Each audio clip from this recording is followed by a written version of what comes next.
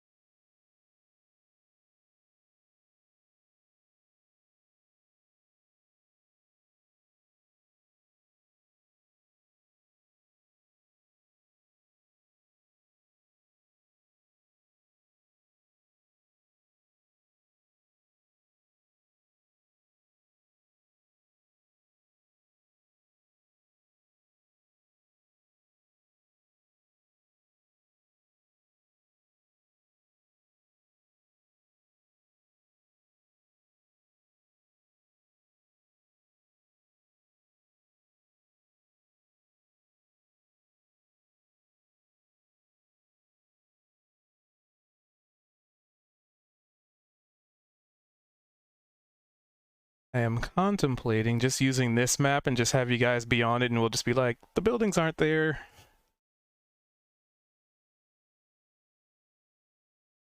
Theater of the mind, as it were.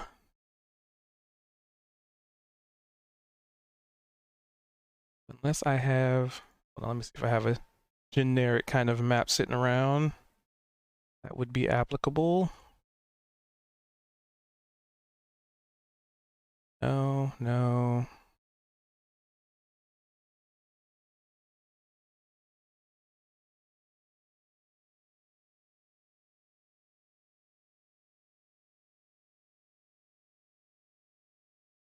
Ooh, I know which map I can use as a... Oh yeah, this will work perfectly. Give me a sec, I'll swap you guys over. I get the stream all switch to the right layer.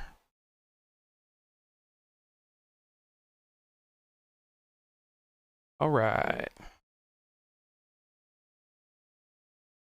I have no idea why that was such a delay in that alert, but the alert happened. Okay. All right. So let's move you guys to here. And then, since it's about nighttime, so yeah, the lighting's about right.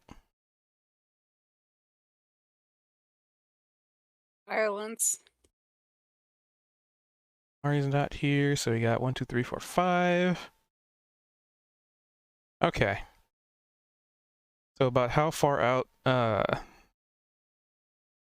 actually, before we jump into that, who would like to do the recap? There is one person who hasn't done a recap yet. Mm. Mm.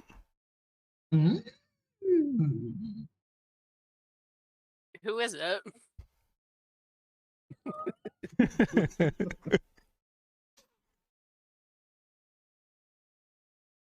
Pretty sure it's Vel. I think Jasper. my memory or is shot. Emily did a part of one when we were in the Drow City. Yeah, I think everybody's chipped in. Yeah, True. I did Yeah, part of one. We've all been a part of it. A full I think we've all. a full recap. A full cycle. All right, fresh cycle. Round 2 of recap. Items. Jinx. I mean, you don't have to have inspiration. That's fine too. Everybody I'm needs to gonna come to steal California inspiration for to fight. barbecue during the summer, okay? We're gonna have a D&D barbecue in California. Ready? Go! I'll do it because I'm fighting and I want inspiration because my rolls have been shit. Wasted a level 4 Kozik's- spell. I wasted Kozik's inspiration yesterday. Or not yesterday, but the last one. Last session. Great rolls last time, I feel like. There's a lot of attempts and fails. That's Oh, yeah. It's great. So, our little band of misfits found our way into the human city of. Fuck, what's the name of it? I'm horrible at names. Redstone. Grinstall.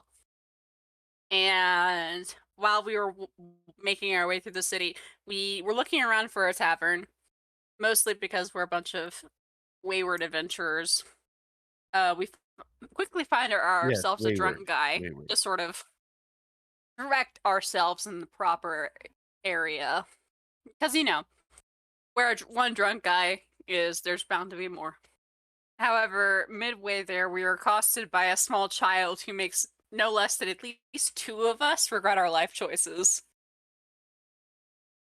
Because small girl says, I want to be an adventurer too.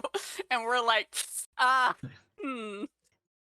looking at ourselves, our Don't worry, decisions. the horned demon man made it sound like a very pleasant lifestyle. Made it sound like a very pleasant lifestyle. Don't worry, you have to ask your mom and dad for permission first, kids, though. So be sure to get their permission before joining up. And buy your first dagger with this piece of gold. Wee. Thank you, Gavin, for bringing me the sour cream.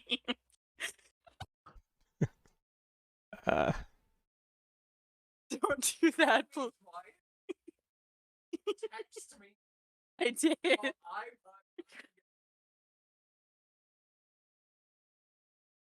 Please.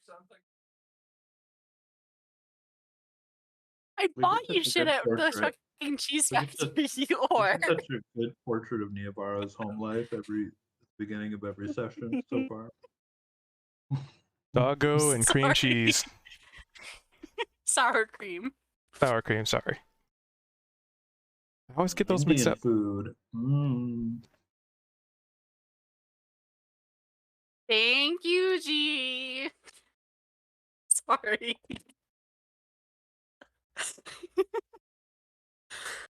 Fuck. Alright. It's because I don't have a door. They just walk in. What am I supposed to do? Oops. Alright, back on track. Small child made us reevaluate our life choices. We sent them on their merry way home, while we went the rest of the way to the bar. Once there, Zed promptly decided to go start drinking.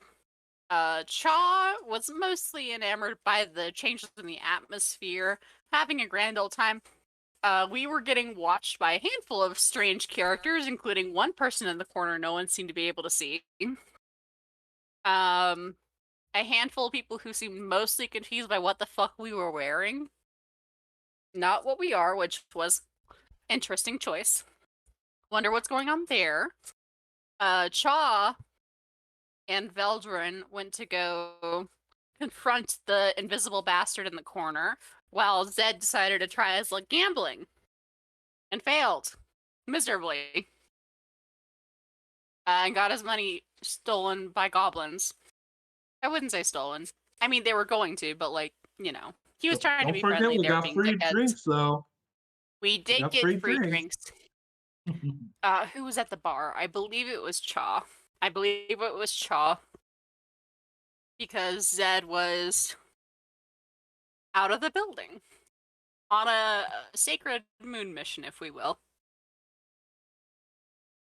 Kozik and Cha went to the guy at the bar to get free drinks by offering information.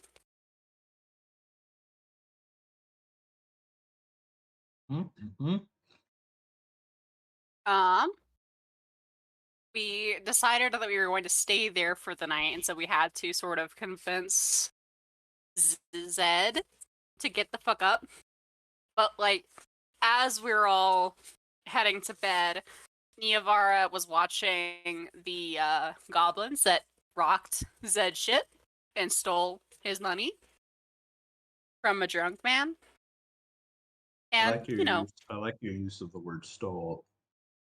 Love it. Keep up that Listen. justification. hey, listen.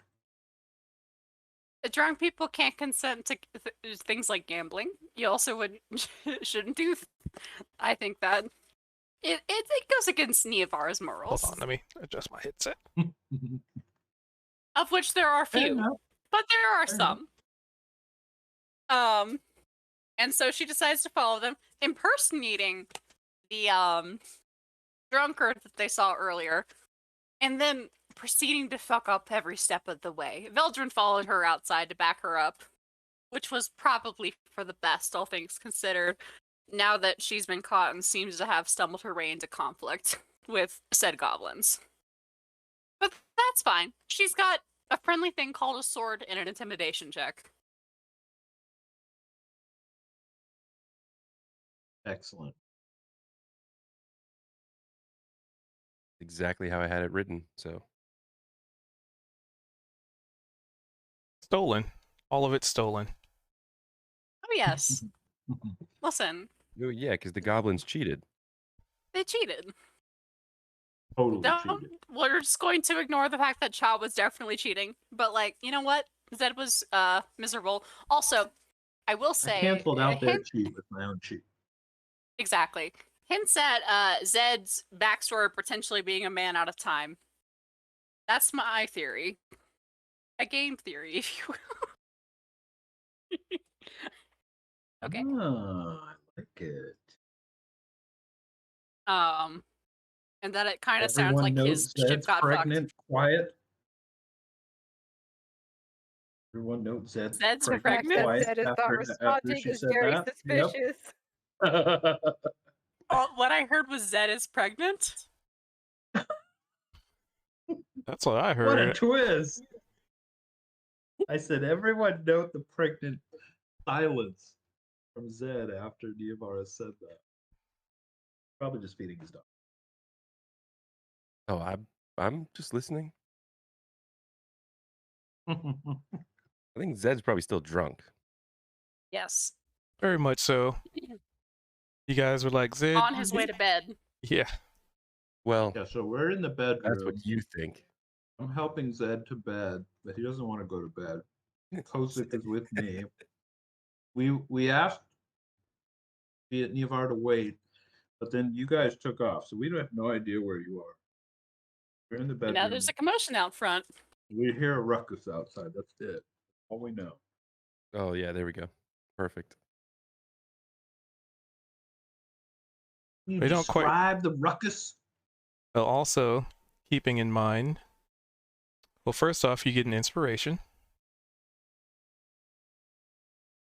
Yeah. And I'll mark it secondly, down. there was also that table of 3 individuals that were seeming to try and spur you guys on as well. Yeah, fuck Oh those yes, guys. the dickheads. Mr. Black, They do Mr. not Fist, like and Zed. Mr. Grapple. I don't care for them either. I They think do I not mentioned like them. I that. think I said that they were like Yeah, they looking were- at our clothes. Yeah. They were staring. And there was the dragon folk, or not dragon, but the reptilian folk, obsidian scaled stranger in the corner that I named Mr. Riddles. Dragon folk traveler. Who gave You us like glitched. it was like an oracle. Gave us all knew all about each one of us. Disturbing. Yeah, see, When you said its name that you gave it, it glitched. So I was just like, forbidden name. Cool. Appropriate. Hi, Abby. Where would To you like which- to sit? Abby? we pick up outside of the delightful Mimic, the tavern in which you guys were all, attempting to have a moment of rest and Respite. relaxation. Hold on, I gotta go through my little log here. There we go. And, Niavara hatched up a scheme, essentially, to be really sneaky and do a little bit of, as my old group used to call it, some woozah and attempt to steal the money back, to which none of those things went according to plan. First off, stumbling out of the shadows, only to have their illusion disbelieved as the goblins, probably tried to go and catch her from falling on them, and they realized that their hands were going through cloth, and something ain't right, and it became pretty apparent to them. And then as you fell over on top of them, you tried to pick their pockets, but you were kind of on the way down, so it was like this almost comical attempt to steal from somebody as you're falling on top of them and like rolling onto the ground. To which we were going to begin with initiative. Oh goodness. We all roll it, huh? And hold on. Let me The game's paused. It should be unpaused. I can reset initiative, that's fine.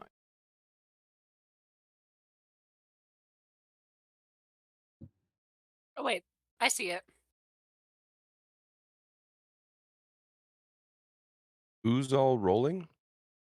Everyone? Everyone, that but are- for some reason, 3 of you already have initiative, so I'm like, Oh. Oh, for some reason it looks like I've taken my intimidation skill check from last week. I'm not complaining because that would be the last thing that I did last week, is that at the start of encounter her face changes into like multi teeth. All right. okay. So now, Wait, did I'll I have you guys roll. initiative? Yeah, everybody roll. I didn't roll, and you it says did. that I did. Your goose? Oh, that was me clicking what? it. So it was I was trying to reset your initiative because you already had an initiative on there, so I was just clearing everybody's. Oh, okay. Oh, aw. So do I need to roll again, or can I keep that one? Because Oh, I'd that's keep even it. better. I mean, you could roll better. But a Are we all 21? rolling again? Unlikely. I'm gonna go ahead and stay. Yeah, don't hit on that one.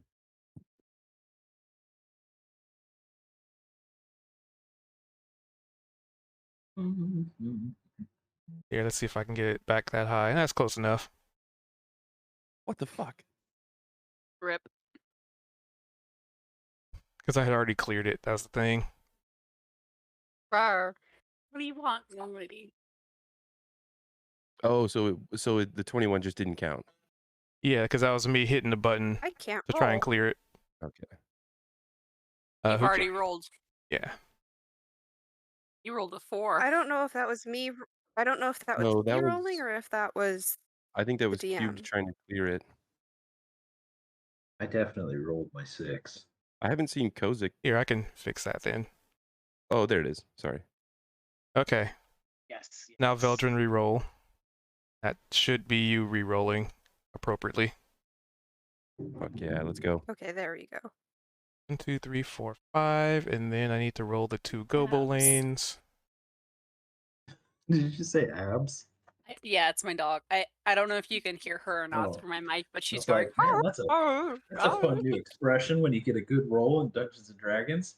Abs. Same abs. Hey, Abs. abs. Put them. Kick It's canon. ass. It's canon. See? There you go. I figure out. You know what? I'll just. For some reason, it's not letting me roll their initial. Hold on. Selected. We fucked up the initiative. Combat state. Ah, there we go. Okay.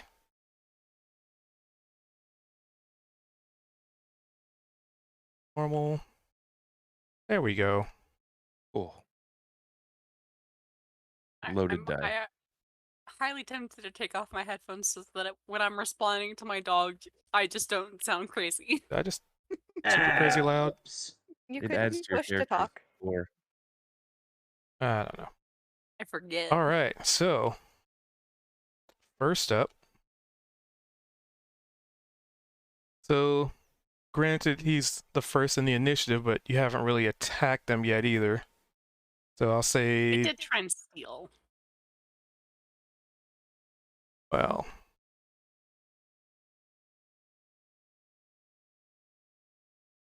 we'll just do his turn real quick, I guess.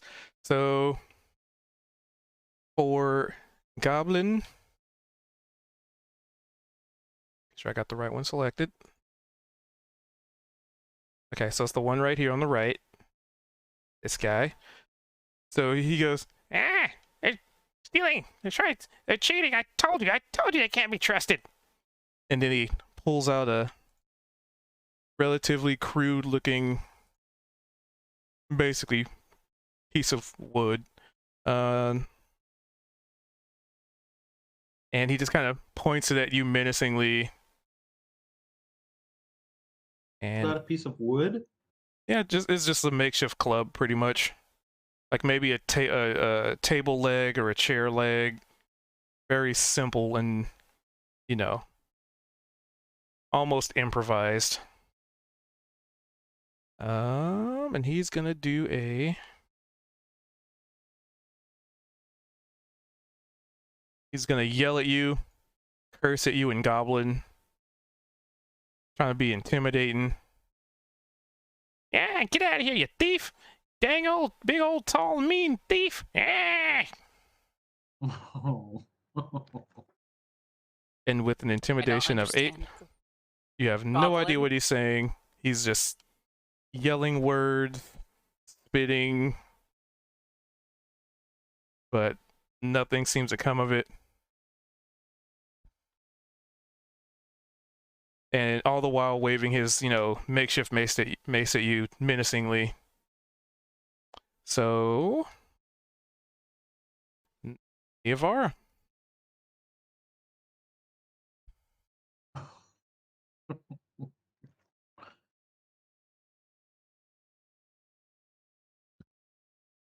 Picturing the Benny Hill music. Okay.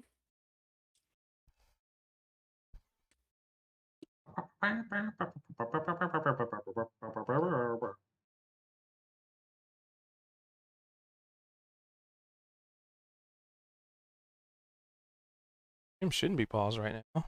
Okay.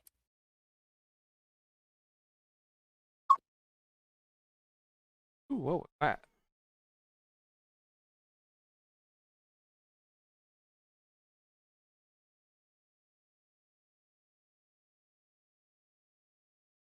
I heard Okay. okay. I'm sorry. My dog is barking so much that I'm having a hard time speaking. So, Ah, Borker. Iavara is going to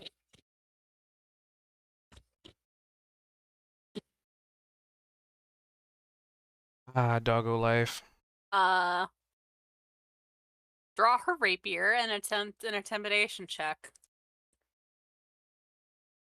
Did you made your face look like a bunch of teeth or something? What was that? Yes. So basically, her nose opened up into a maw. Activate. Oh. Stan. It's not real, of course. She's having a laugh.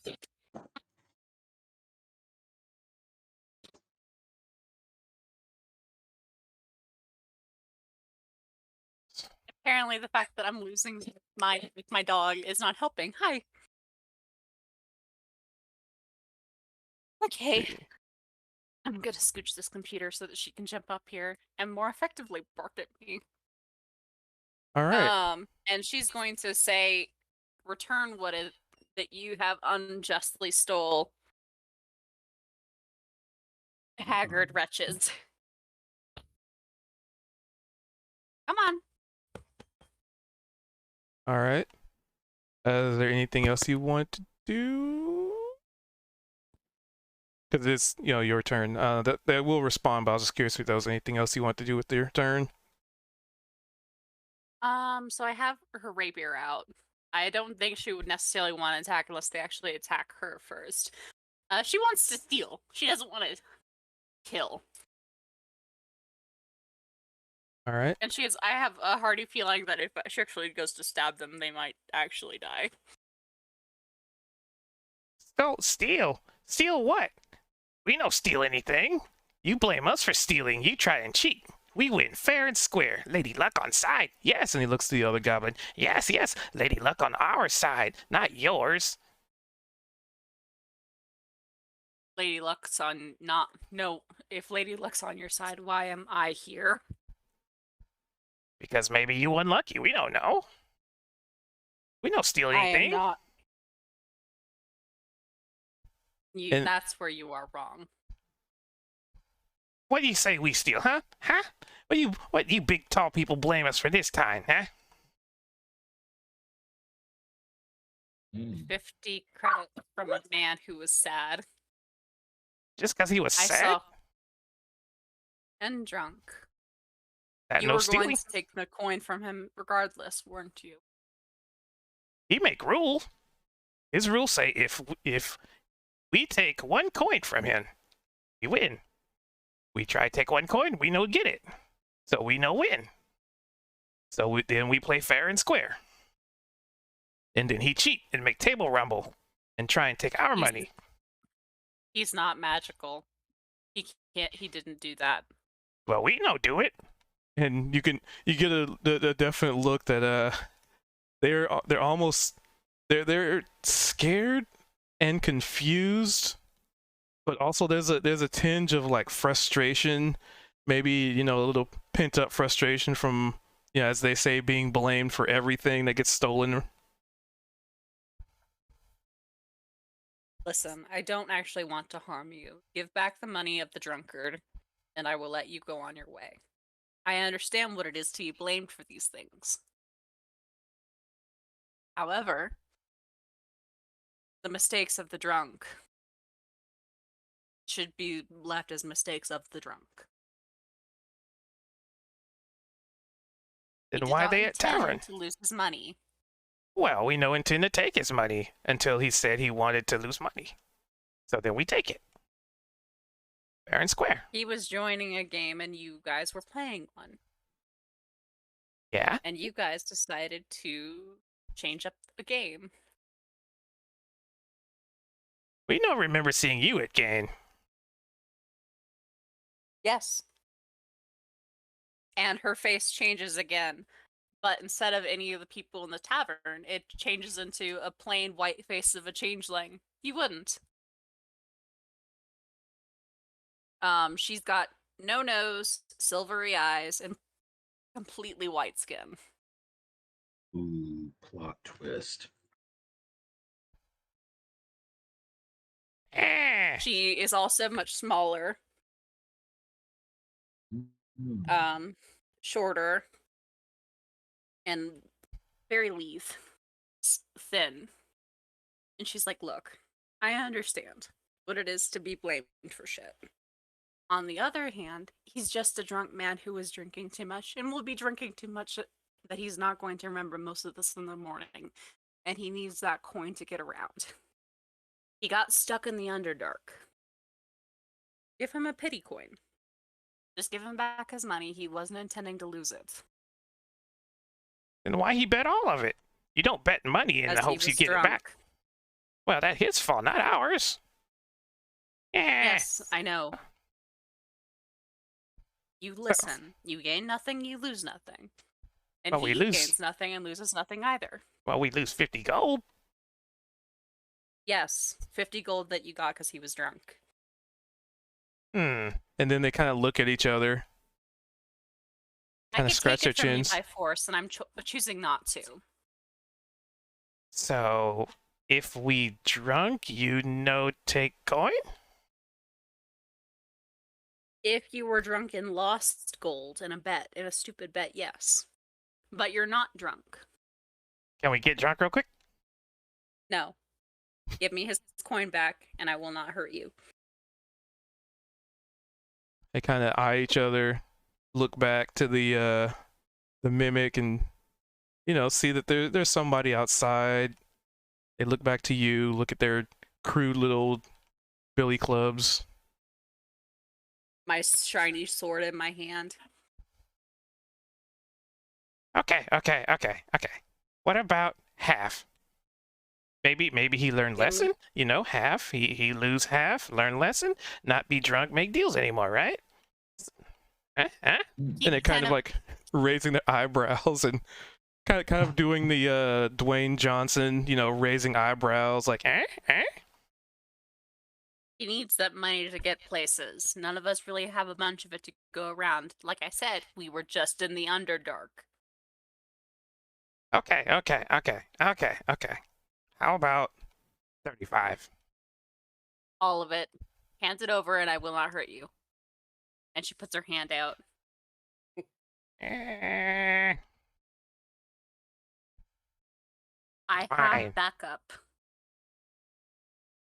Fine. And getting robbed in the street. And you can kind of hear them It's shuffling not- through their pockets and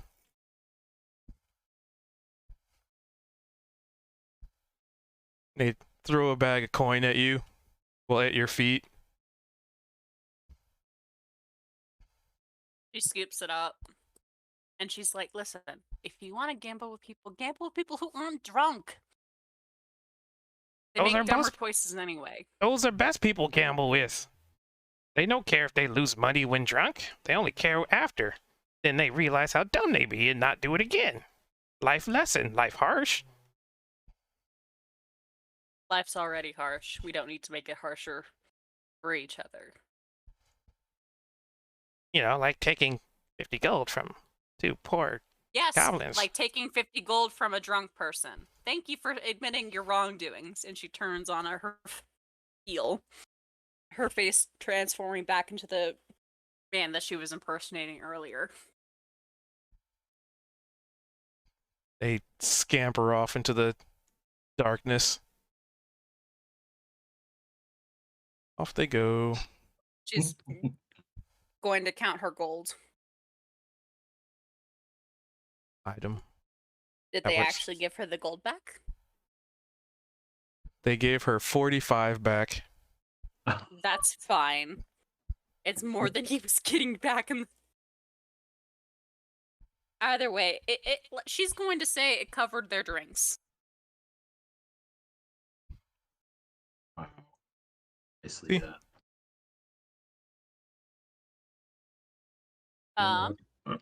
Cha's trying to convince Zed not to go out drunk and into the streets.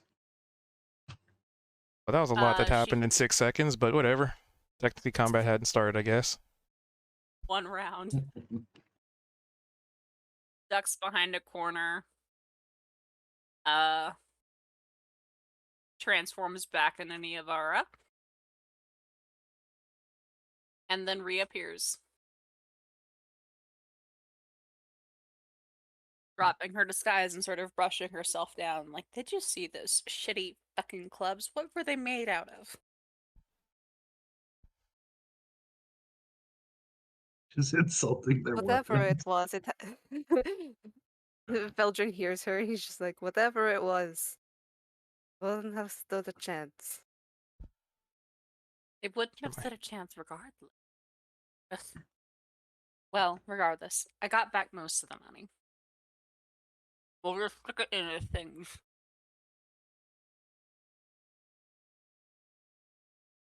Ideally with a little bit more tact than I had trying to take it back in the first place.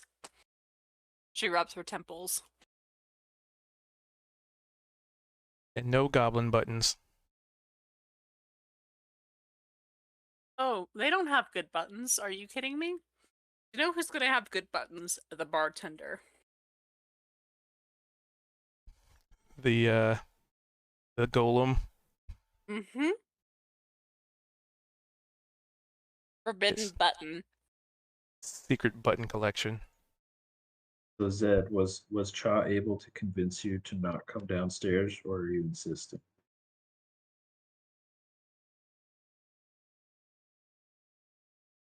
Zed.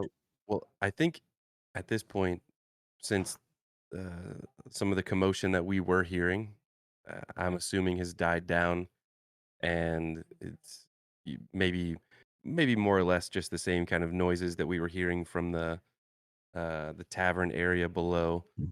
Zed'll just have a really big yawn, and he'll still just, his eyelids are barely open, and he just looks over at Chaw, and he gives just a big old smile. w- and I guess if we're in the room and there's what? Oh, we only have one bed, right? Mm-hmm.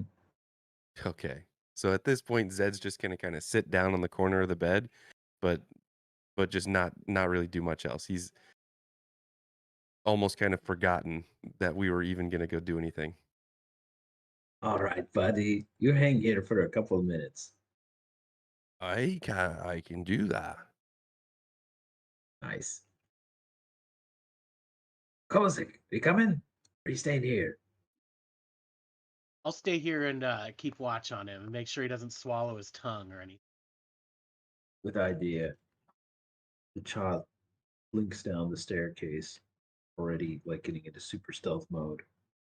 And if you're visible at all, Veltrin, Neopara kind of open slink over towards you. His tail moving behind him in very cat huntery kind of style. Sure. So what's the plan? Niavara The plan has cheerfully. already been taken care of. Oh, Cha looks very crestfallen. And his tail just sort of goes limp to the floor. Already? I thought we were going to have some fun. Oh, well. Niavara holds up a little coin purse, like here. Here is your actual mission, should you choose to accept it. Stuff this Hey. back into Zed's belongings sneakily. Oh, look at you. You got some gold back for the buddy. He'll be so happy. Maybe he'll think it was all a dream. Cha takes the bag of gold and what are you two doing? You going to bed? Are we sleeping? What's happening? It has definitely been a very long day of traveling and swimming. It's, the dead of night. You've been drinking and having all these interactions with people. You guys are probably getting, well, you could stay up if you'd like, but, exhaustion might start becoming a thing if you're up for too long. I'm ready to hit the sack. I think I am as well. Although she's going to sort of glance around the bar, both at the waitress and at the bartender to see if she can find any buttons to steal tomorrow morning. But that might be for tomorrow morning. Good night, Carl. Yes, have yourself a lovely evening in the Mimic, yes. Sure. And then he says, "Good night, Darla. Hope you made good tips." Oh, I always make the best of tips, sweetie. Aw. And Chalk casts Pass Without a Trace.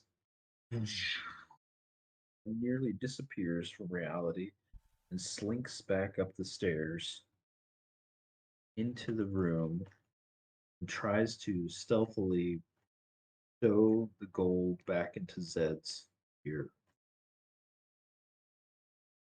All right. We could have some fun with it and have some checks, or you could just say you do it. That'll be up to Zed. I was gonna look in the room and see what condition you're in. What condition are you? So the rooms that you were in, they're okay, right? There's you don't see any dirt or soil or any cracks or holes in the wall or anything, but just based on the choice of aesthetic, they're pretty bland, at least for what you've paid for.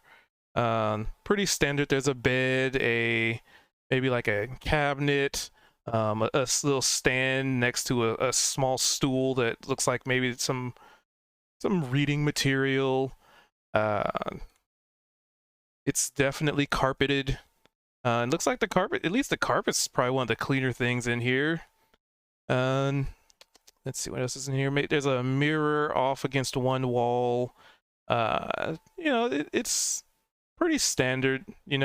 Something you'd expect to see in an inn that houses the normal town folk.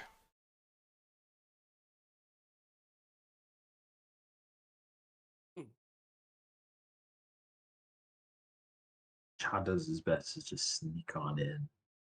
Hopefully Zed is at least mostly passed out enough to not see him.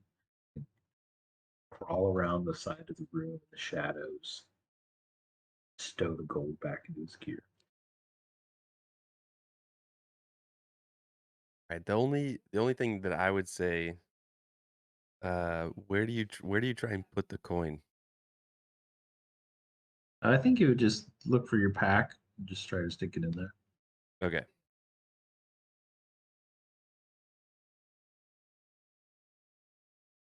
Yeah, Zed's out of it, so he has no idea what you're doing. Nice. All right. So it's done. So it sounds like what? Zed, Shaw, and Kozik in one room. And it sounded like Kozik was making sure Zed doesn't choke on his own tongue, basically. Vomit. Jimi Hendrix style or whatever. I mean, there is a bucket. Well, that's nice. We'll keep the bucket by the bed. Cha throws out his sleeping pad on the floor and proceeds to do his evening meditation practice before zonking out. All right. A long, beautiful day having entered the material plane. Excellent, excellent. And the drow grouping? Their brother and sister. Yeah, they share a room, I imagine. All right. Unless Veldrin has become a monk. No, they'll share a room.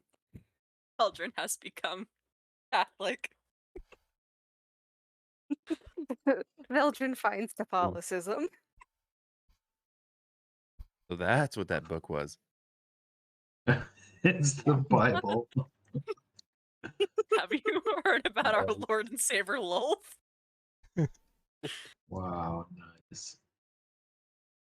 All right. Is there anything you two want to do in your room, or just kind of zonk out, call it evening? Just go to bed. All right. Well, luckily, nothing happens. It's a nice, safe, cozy little inn. The sounds of the people downstairs don't seem to penetrate the walls and the doors, so you don't really hear anything from the outside. As you know, you probably have noticed that when you first stepped into the rooms, maybe some kind of a silencing spell, or maybe just really good engineering, who knows. But you don't really hear any of the noise from the rest of the tavern. Tavern and inn. So you guys all get a full night's rest in. You get all your hit points back, your hit dice back, spells recovered and refreshed. You have finally, and at this point, you finally have gotten a moment of a long rest, just a long night's rest that's not entailing you being in a campfire or in the Underdark or under threat of, well, anything really. It's the first time in a long time that you've had a chance to just take your mind off of the woes and suffering of, everyday adventurer life. And goddamn, does it feel good. Except for maybe Zed, who might have a little bit of vomit in his beard, but beyond that. He's lived that life before. I feel like Zed, along with getting hit points back and things like that, Zed has also achieved his sobriety. Hangover. No, he's fine. And also, I almost forgot to mention this when we started, But up until level 4, you guys are free to change your characters around in whatever fashion you see fit. Because, you know, sometimes you start playing the character and realize, you know, this fits better. So, you know, obviously let me know so, you know, we can work whatever it is in, but I allow free reign to about level 4. Cool. Do we all need to actually rest? And Yes. if so, how? Well, in the fashion of needing to sleep for a night, or Well, no, I mean, like, I just see the posts. Is there an action that I need to Well, if actually you go do? to hit dice box, there's short rest and long rest. You can hit long rest. And then that should recover anything that was consumed. That would be reset for the long rest. And where was that? Sorry. In inventory. Like Or Ah, it doesn't matter. It's underneath at the your top. background. What do you see it under hit dice? Right there Yeah, on like your main page. When you click on your name, you have your stat sheet.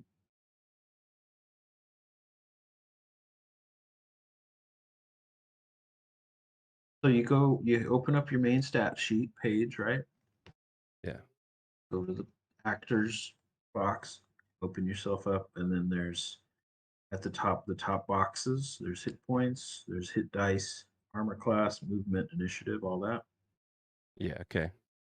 So look under I hit see dice. the there's rests. S Okay. rest, L Sorry. rest. Yeah.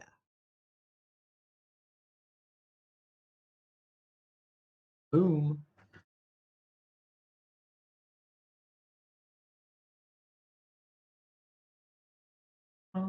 and also, if you guys were looking for it, the inspiration for, you know, when you get inspiration, it's on the right side under the resources. Those death saves, exhaustion, and inspiration. There's a box you can click if you have it or don't. Oh.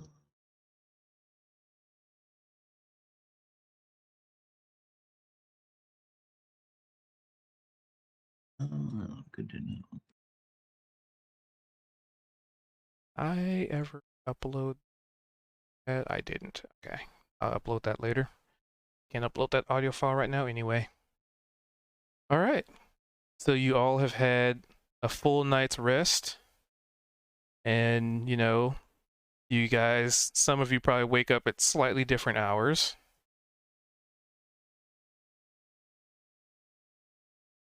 But long rest nonetheless. If you wake up, if Zed and Kozik wake up and Cha's still zonked out, his eyes are totally open, but he's asleep. It's like black eyes with these blue pupils that are just moving around slightly.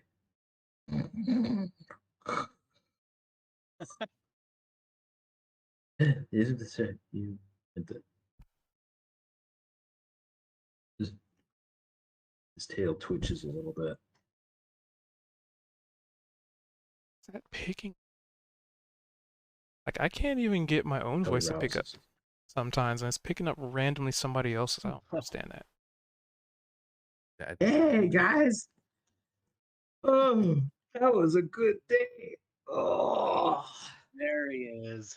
I was like, all right. Starting early today, huh? oh. Right? Cha does stretches, handstands, a couple of flips. All right. What are we doing today? I mean, We Are you definitely feeling need Zed? some breakfast. Ah, yes. How you doing, Zed? What did you Zed's dream just kind about? of sitting up on the bed, um, and I would say that he's probably been up since dawn. Being on a ship, he's used to kind of waking up very early, getting his day started, being active and sailing most of the actual day when the sun's up. So he's just kind of up, acting as normal. Uh, Like, "Aye, well, I'm good. How's everyone else doing? You look quite spry there, Chaw." Man, this is great. Seems lighter here in the material world. Opposed to in the Underdark or in the land of Batur. A little lighter. Jumps up onto one of the beams in the room, starts doing pull-ups. Yeah. Yeah. Yeah.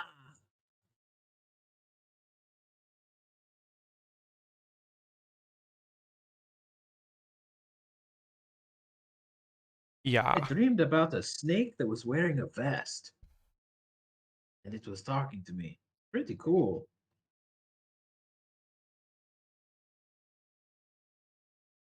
Yeah. At this point, Zed's kind of standing up, getting himself together, kind of, you know, getting all of his gear situated and things like that. And he kind of slowly starts to just kind of pat himself down. He's got a confused expression. And he's not really saying anything, but he's just motioning his hands to different parts of his body and just not really sure.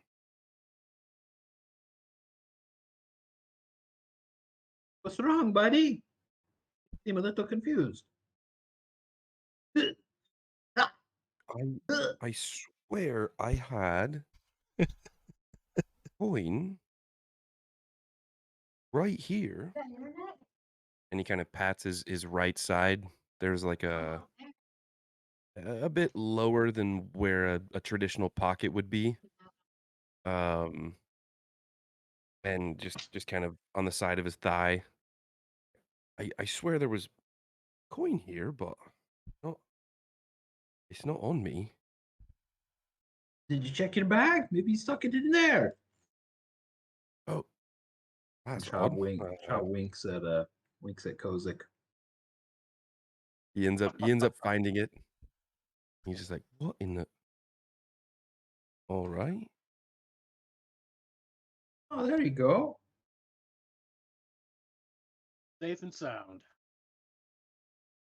Chaw does one more pull up and then does a backflip back down. Cracks his neck a little bit. What kind of shenanigans can we get into today?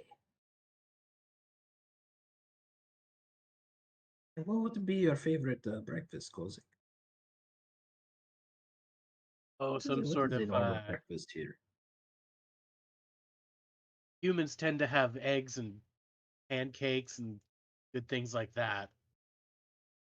I don't know what they have in the Underdark. They have really good centipedes. Charming. Crunchy. This is a pancake. Sounds good. Let's go see if the Drow twins want some. Drow runs out the other room, knocks gently. Wakey, wakey. Eggs and pancakey. Navarre opens the door and she's actually changed her armor a little bit. And she's like, "See, hi. I didn't expect you guys to actually be up this early. I was praying. What was Veldrin doing? Reading. Yeah. Cleric duties, you know." Sure. Yeah. Grabs her bag. She looks Are you done still praying? like a drow. Oh Yeah, yes. I could meditate with you a little bit. That'd be fun. Huh? Meditate with you when you pray. That'd be nice. Hear your prayers. I'm not sure if they're the sorts of prayers that you would like. Oh, okay. I kind of like it all. Please That's let my kind of my lives be first swift. Please let my lives be swift, deceptive, and clear. I like it. Sure. May my lives, Lies, like may deception. may my lives be swift, Quick, deceptive, and quick, clear. deceptive, and clear. Hey, I like it. By the way, and he kind of leans in. Good work last night. That was super cool. Getting back. He has no idea that we even did anything. We found it stuffed in his bag. He hasn't said anything. Kind of funny. Oh, deeply funny. And she smiles at that bright ideal. Really. Never happened as far as he's concerned. Granted, 5 gold shorter, but oh well, better than 50 gold shorter. Good work. He would have been in a mood, I bet, today if that had actually happened.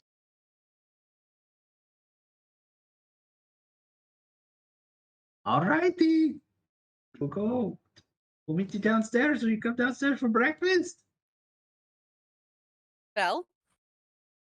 She calls. Yes. Ready to go, or do you need a second?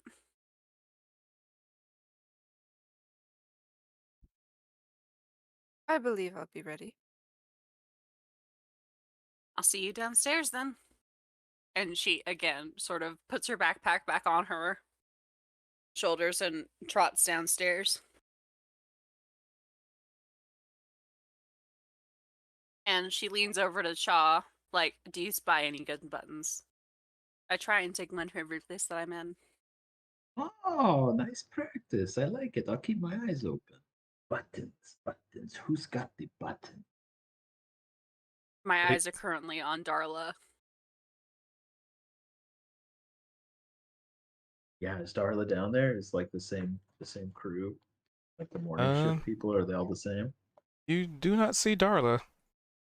So for those of you who go downstairs, first off, you are greeted with almost the polar opposite of your first entry into this tavern the night before. Not necessarily in the clientele per se, but it smells. There's a lot of fresh cooked smells in the that hangs in the air. The smell of bread. For those of you who are from the Underdark, something maybe sweet. It kind of like a interesting like sweetness kind of smell to the air on top of maybe the smell of some fresh vegetables cooking with some spices and seasoning. Like it smells like breakfast for those of you who are, you know, accustomed to somewhat surface life. Like, imagine waking up in the morning and somebody already has a fully prepared breakfast for you, and you could just smell it before, you know, you even wake up. Mmm. That was good, I think. Does it It smell does. good, you guys? Okay. No precedent.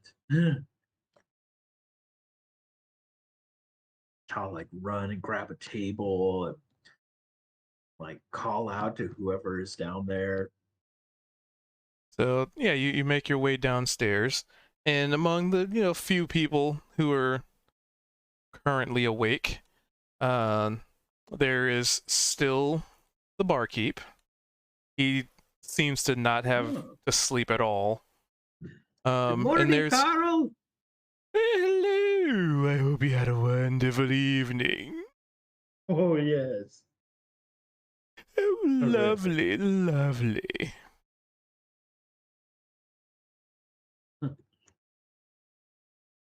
There it is.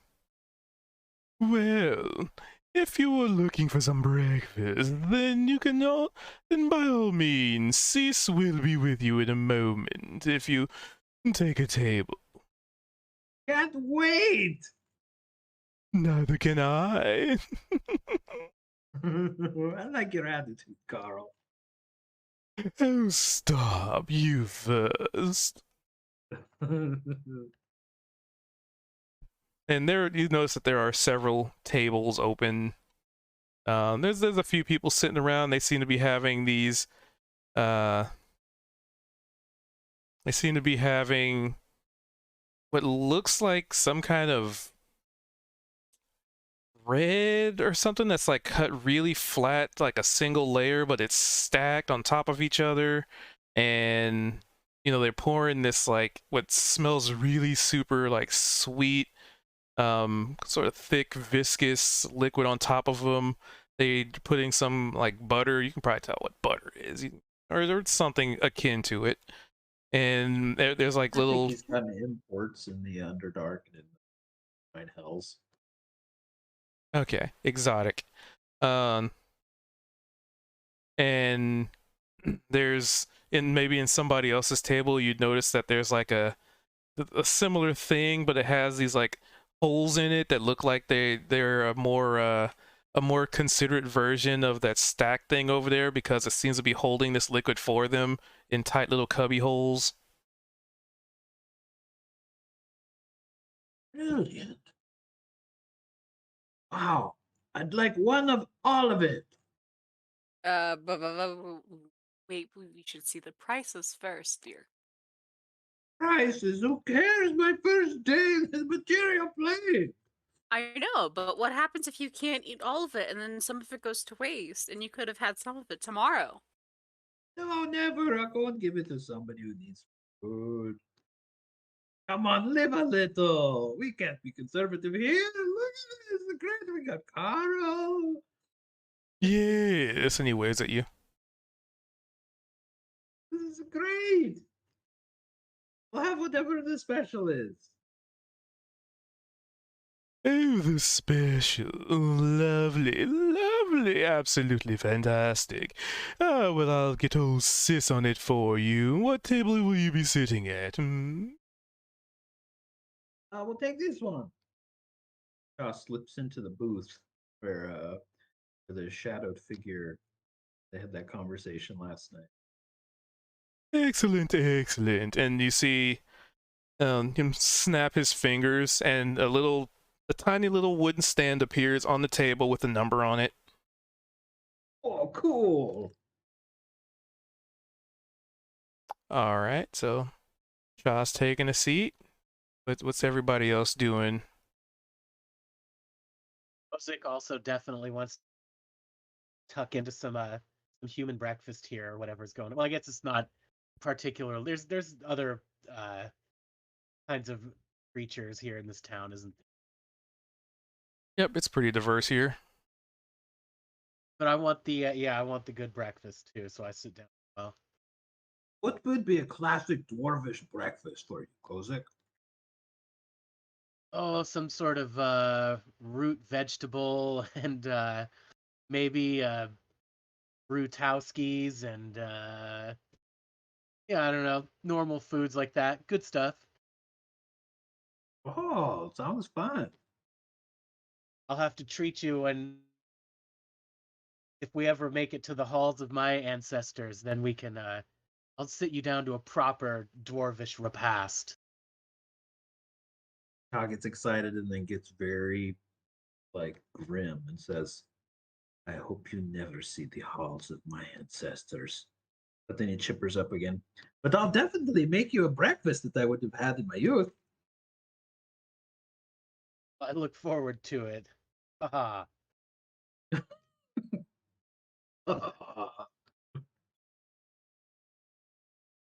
All right. What about y'all? Niavara takes the corner seat because she's small. But like she's clearly waiting for Veldrin to sit next to her. Her eyes are admittedly a little bit big at the menu. As though she's sort of like lost for choice. almost. Like she doesn't know what to actually pick.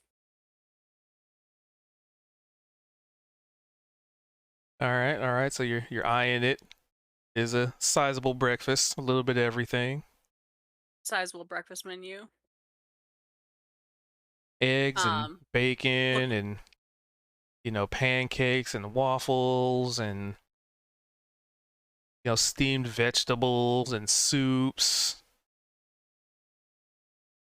They have a little bit of everything.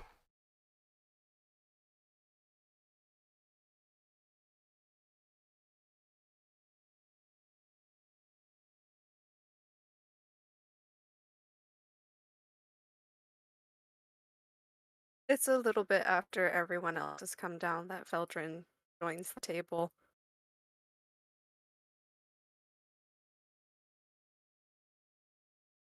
Excellent. Zed, Um, Matthew, Zed, what's your breakfast of choice? Zed's. I'm assuming that the bottom of the stairs that we came down from the rooms is somewhat near the table.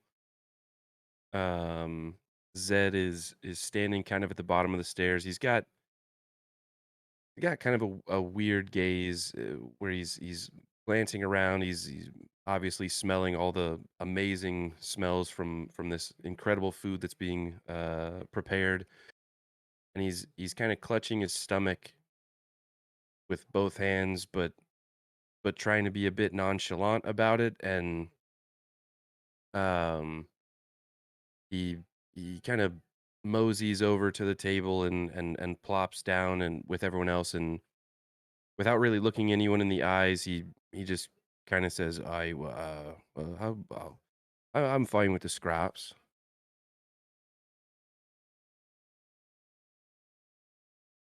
Okie dokie. Do we see a server around? Yes. So you would notice a human woman, dark brown hair, pretty standard looking attire for somebody working in the tavern. But she's carrying around trays of water and ale, and every so often she'll disappear into a back room where you can kind of see some, actually give me a perception check if you are kind of looking in that direction. Whoever decides to look in the direction of where this server is walking.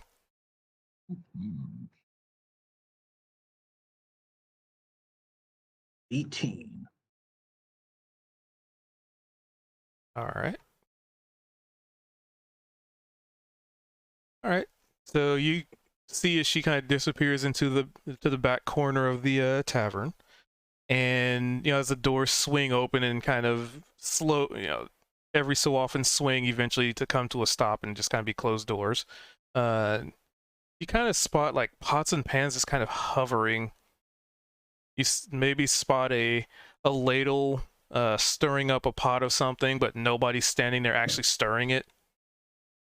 And you're also pretty sure with the 18 that you can see a gnomish fellow just kind of sitting in a chair with his, not really with his feet up, but he kind of looks like he has this pointy looking wizard hat over his head, but it's like on his face. He's like leaning back in the chair with his arms crossed over his chest. Seems like he's just kind of, he's just napping.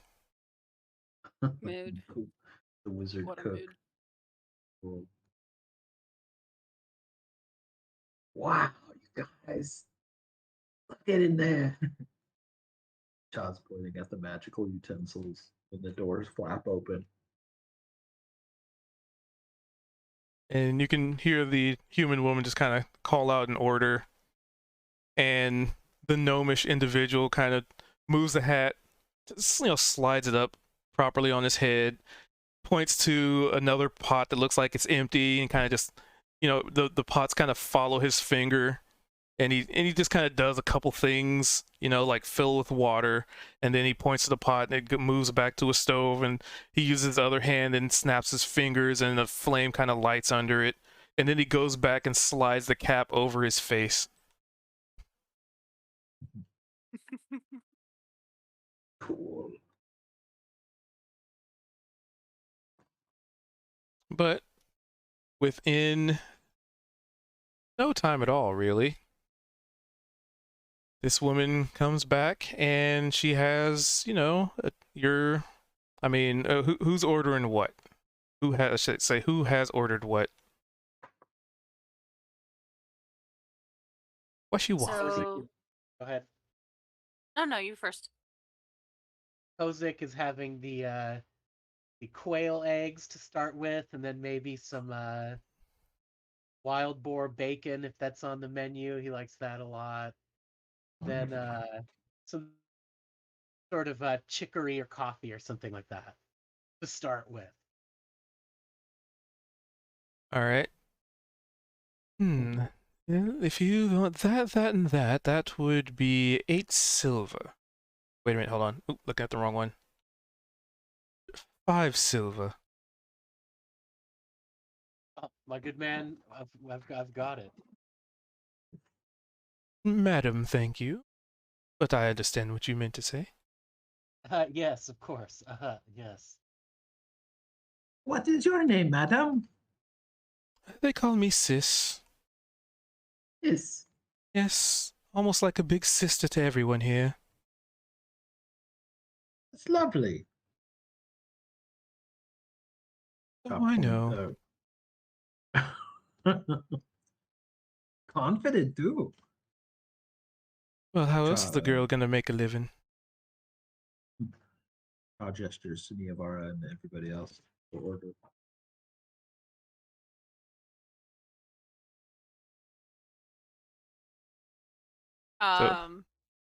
It's almost funny. Niavara was super comfortable ordering drinks at the bar, but like when it comes to actually ordering something for breakfast, she seems almost out of place.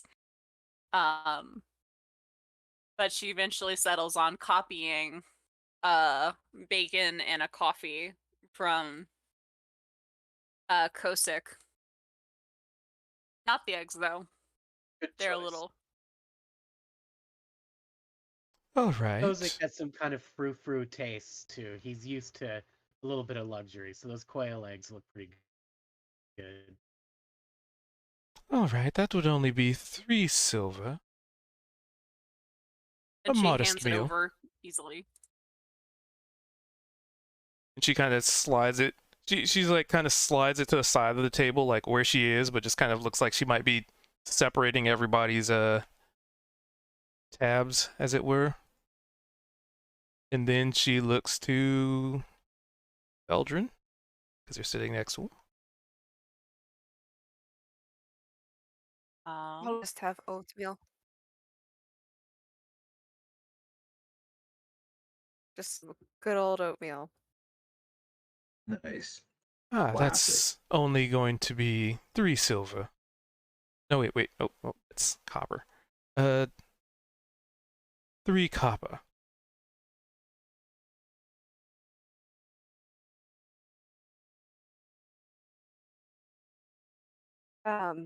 Yeah, he hands that over. All right, and she slides it to another section, next to the other pile, but, still separating the tabs. Then she looks to Zed. So Zed's kind of looking around at everyone, and I don't know. He's got a weird, almost shameful look on his face, and he just kind of glances up and well, I'm probably fine. I'm not used to this all. Honestly. He's gonna share it with me, I think. Thank you, Chaw. And he just kind of looks over at Chaw with this. His expression changes from just maybe being a bit lost to just endearing, and but kind of still has a bit darty eyes, I would say. And maybe still the aftermath of last night. A little bit of lingering. All right then. Yourself, and she looks at Cha. Okay. claps his hands together. First of all, I have never had fruit before. Can you recommend some fruit? Anything seasonal? Ooh, seasons. Let's see, we've got some strawberries, we have pineapple, we have, and she seems to kind of tap her chin and kind of rest her weight on one leg as if just kind of in thought. Let's see. We have some apples, not necessarily in season, but sometimes we get them. We have, let's see, what do we call it? Devil fruit? Oh, Let's see, what else? What else?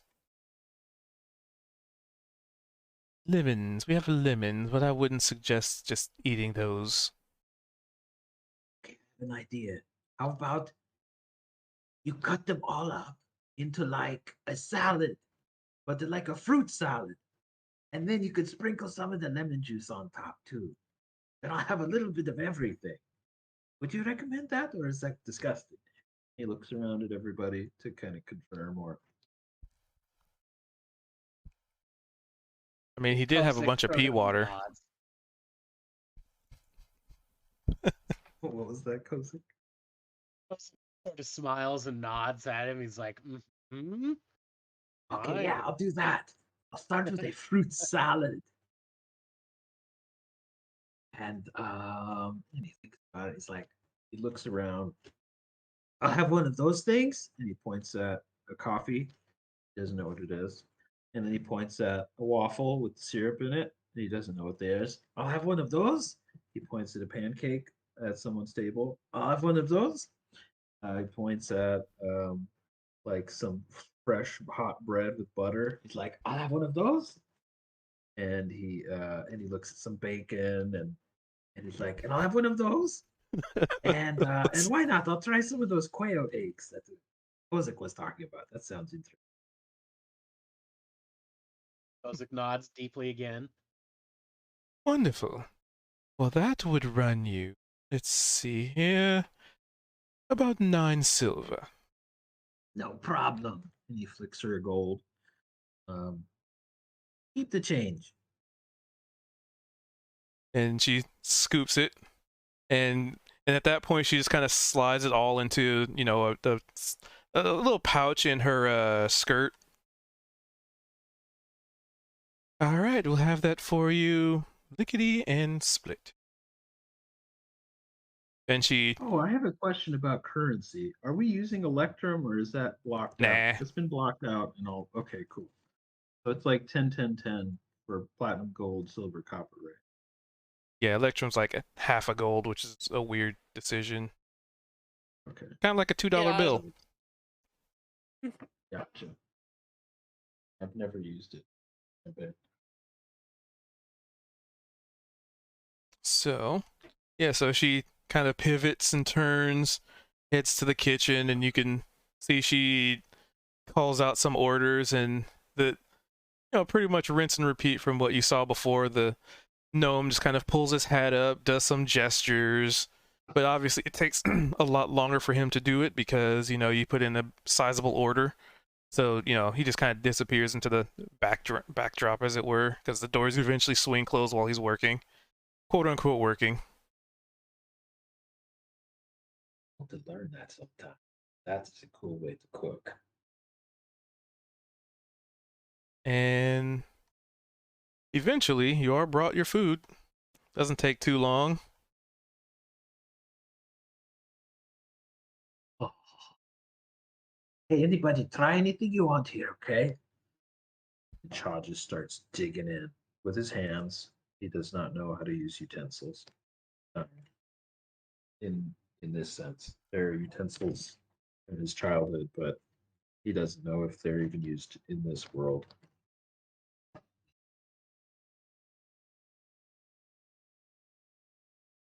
So Cha starts digging in with his hands.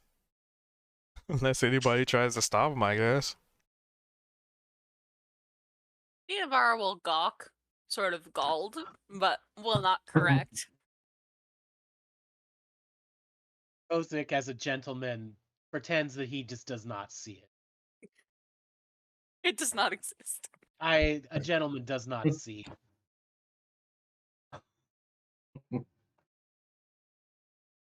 So everything that you guys have gotten tastes fresh, hot off the grill. Well, depending on what you got, right? Some fruit, not necessarily hot off the grill, but it tastes fresh, freshly cut.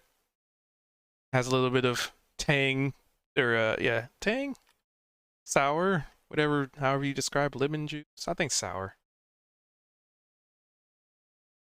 Those of you who got the meats, they're warm and perfectly seasoned. Those who got the bread, it's a fresh loaf that when you cut into it, a little bit of steam kind of plumes out of it.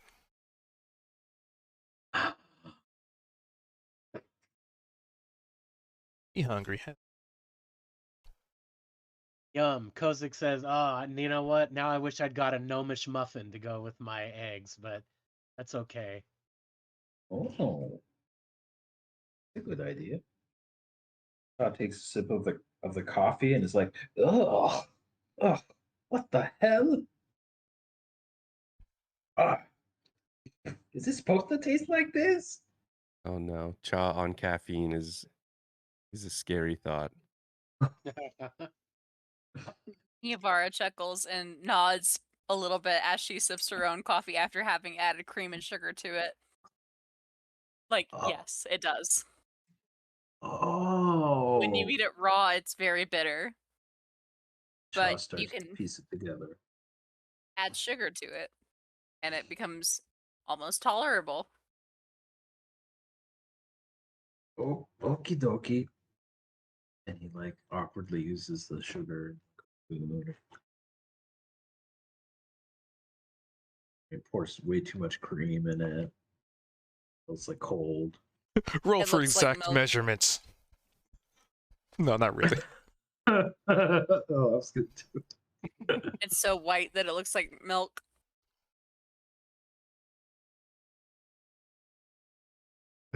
Maybe an intelligence check. The genre savvy check, the common sense check, if you will. 4. Oh no. Nice. He's totally not tasting a traditional coffee right I was gonna say, does cha use sugar or salt? Do you just dump syrup in it? now. That's a good point. Hey, syrup. Good idea. Pours some off of his plate into the coffee. At this, Nivar is going to want to vomit at that. No, sir. You know what this could use is some alcohol. That'd be pretty cool. Zed Actually, kind of perks up. Zed, you better watch it. You might have a problem, my friend.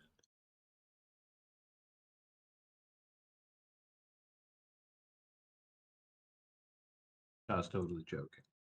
Like, you want it? You want a rum coffee? Passive perceptions. I could have a rum anything, honestly. What time is it? Yeah, it's past the time. But it's my Passive. It's not far from dawn. my lack of a clock says it's booze 30.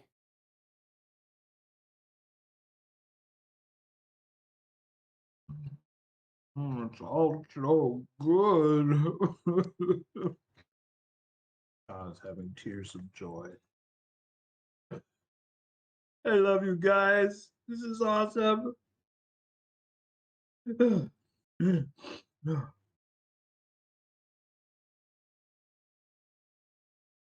16. Or it's the highest. All right. Well, you guys certainly chow down with no incident. Hey, good. What is the plan today? Very serious. So many possibilities. The that figure that I talked to here at this booth last night.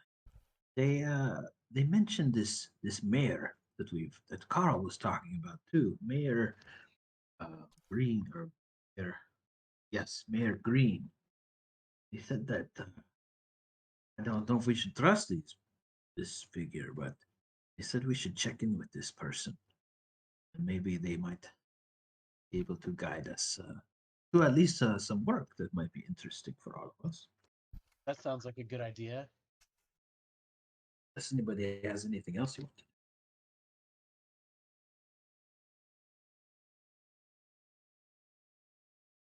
I'd love to go to a market later, maybe pick up some ingredients to try making some of these pancakes. Oh gosh, the chocolate bunnies again. Yeah.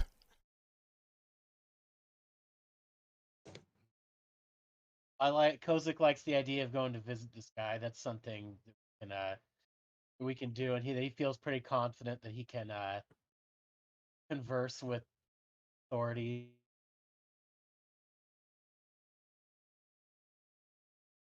And then, what did we hear about this mayor? We heard some things last night, a little hazy about it.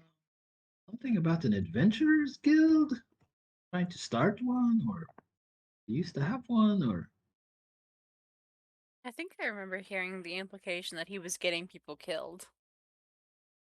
oh, I mean like in a good way, in a bad way. On purpose or on accident, regardless, what's the phrase that I'm thinking of? The rumor is worrisome. However, Hmm. if there is no Adventurers Guild here, it would make sense that they might need one.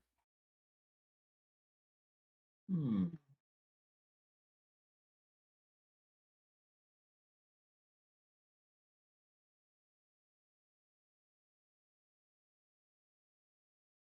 Well, I mean, you're certainly free to follow up on that. There's still people that come and go, but they don't really stick around as long as they were in the evening time. They come in, get their beverages or breakfast, and leave tips and pretty much leave. Much higher turnaround. No, at Right. some point maybe we. Oh, go ahead. Go ahead. People have farming and things to do, and leather goods to be making, and holes to punch, and belts. I don't know what these peasants do here. But makes sense. It makes sense, is all I'm saying. I was just munching and nodding. You know, Kozik or Zed and Zed, I have a friend that was in my old group, um, tiefling like me. She came to the surface some time ago, and I think she's been traversing out here.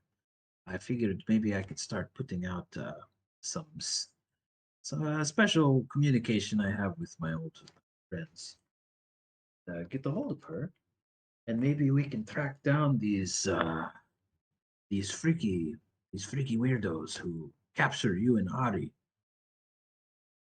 You're interested in that? So, DM question for you. Are you invoking the I know a guy rule? Everybody gets one. Yes, this would be my criminal background act.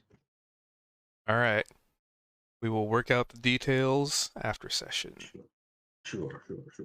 So, for those of you who this is kind of the first time that it's come up, really, I think I might have mentioned in the zero session, but everybody gets one I know a guy for whatever situation it might be, but everybody gets one. And that is my I know a guy rule. So if you're like stuck in a town and don't know where to go, you chime in and say, hey, I know a guy who lives here. That's your one. Just so you know.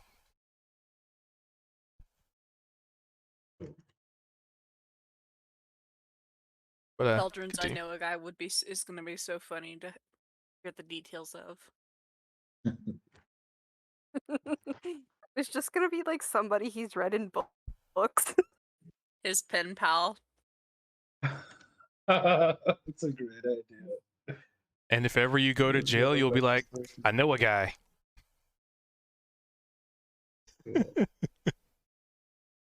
But continue. I was just interjecting that I know a guy rule, so you guys know. Would there be, because it's part of the criminal background that you have a contact in the underworld, basically? And would that be, do we nullify that and it's the I know a Oh, guy right. rule? That Or- is it's Okay. the criminal contact is a part of the criminal background. Neovara has that too. So then if you have that background, you have 2 I know a guys. Okay. Cool. You know how to get messages to and from your contact, even over great distances. Specifically, you know the local messengers, corrupt caravan masters, and seedy sailors who can deliver messages for you. So you have a contact who is a liaison, but you also have access to a network of other criminals. Hello? Funny. Okay. So yeah, 2 I know a guys.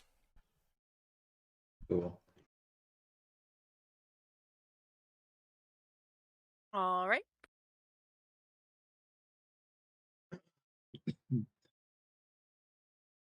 So he kind of Yeah, says so- that in like a so quiet Zed- voice. Like, Zed kind of looks toward Cha and with a contemplative stare, and given that Ari's not around, Zed's just kind of like, I believe that's what Ari would want.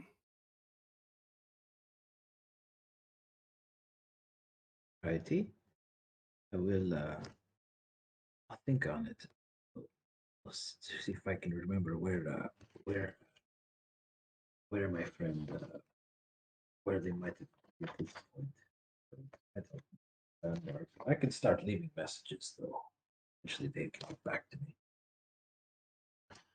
So while you guys are kind of, digging in, discussing, chit-chatting, I think the highest passive perception would be Vara.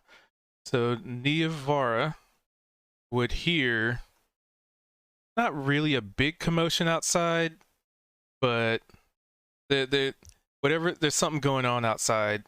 Doesn't sound like, a tavern brawl or anything breaking out, but there's definitely some kind of commotion, like a lot of gawkers outside.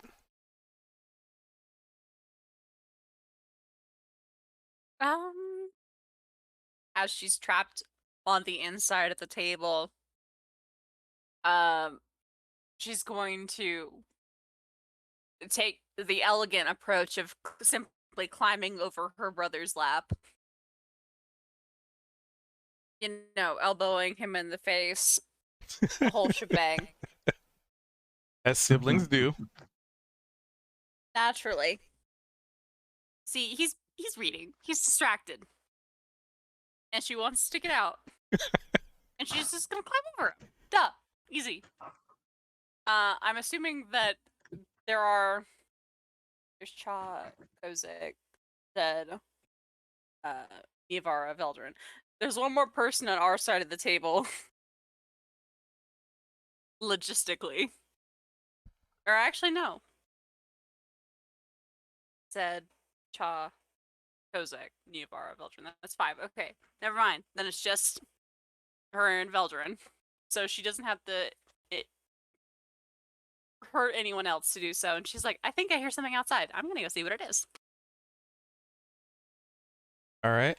So you go to the door and you peer outside, and you see that there's a little bit of a crowd has formed.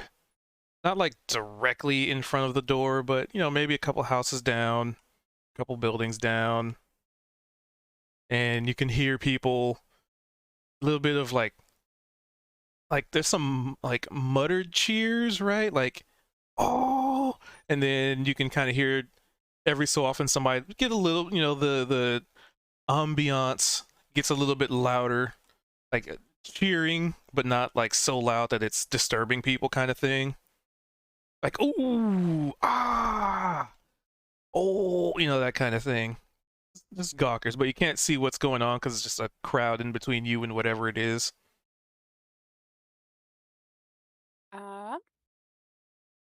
At this point, Neovar has long since finished her handful of pieces of bacon and her coffee. So she's like, I see a crowd outside. I want to go check it out. She waves to Veldrin before dipping out the door.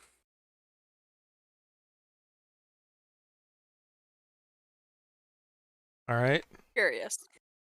Is there anybody else that goes outside?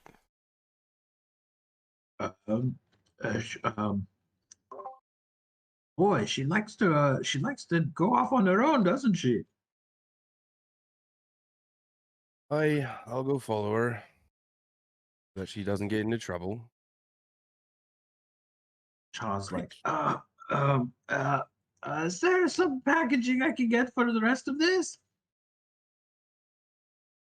Of course. Oh, great! And then Chaw's gonna hastily shovel everything into a bag, and then head on out. And as they're heading out, Chaw's gonna look to Veldrin and say, Veldrin, what do you think we can do to start working on the person in that locket you wanted to help liberate? What's the first step on that, do you think? Have you guys looked at the lockets? Picked it up? We had looked at it. We used the book. I don't think we've looked at it since we've been in the Underdark. Well, we saw it like melt away, or the face melt away in it or something, right? You did. I did, okay. So I definitely haven't looked at it since.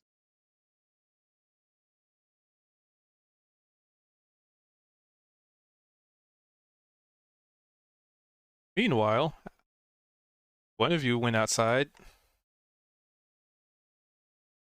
Yeah, Chaw, I think we're all headed out there now. All right, well, since Zed followed.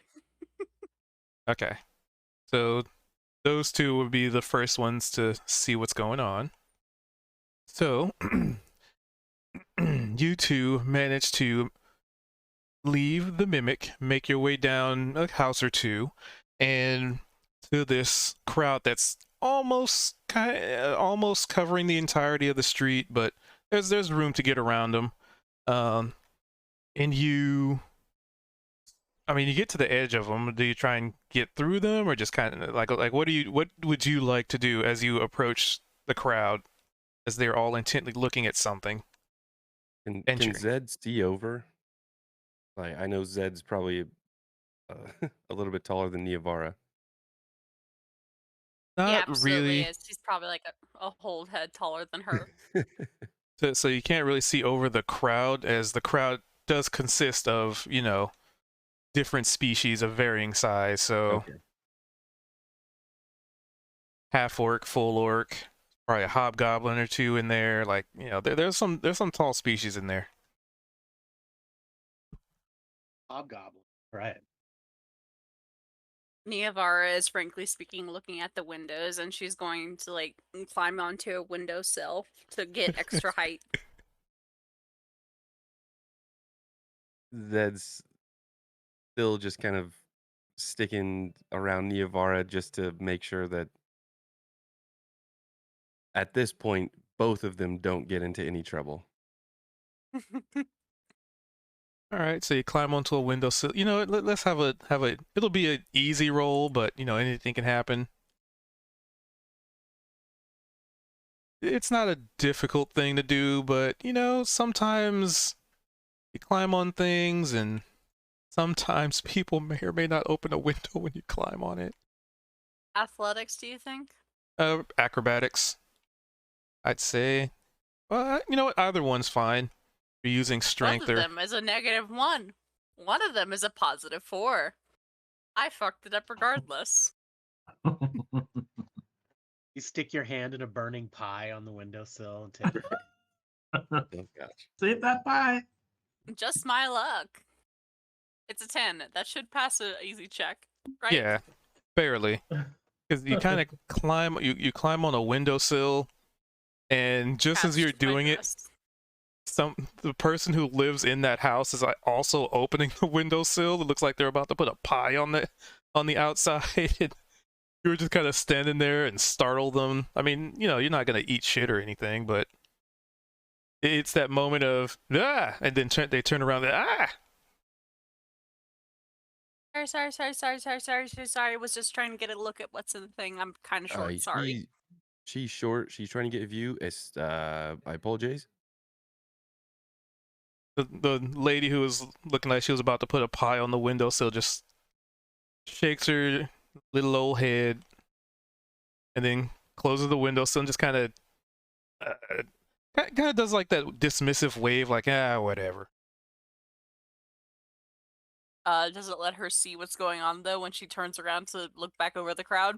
Yes, there are two things sort of going on. You can see a single table, a small table that, really small table, and two stools. And at these two stools is what looks like a full-blooded orc. He kind of has a scar on his left eye. He's got the orcish furs on, like really thick brown fur. Looks like a very powerful build. And he seems to be arm wrestling one of those hyena-looking, humanoid hyena people. Much different from the one you've met earlier, but they're just having this like arm wrestling contest. And next to them is sort of a slightly smaller ring, not necessarily a ring, but just kind of like boundaries, like a makeshift fence or something. And it has just enough room for two individuals to be within it. And right now they are kind of having a good old arm wrestling. And the crowd just starts getting more and more into it, like watching this go on.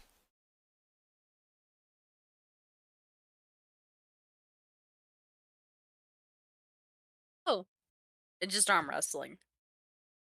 And she sounds like audibly put out. Here I'd hoped that someone would be losing a couple eyes. Aye. Hops down from the windowsill.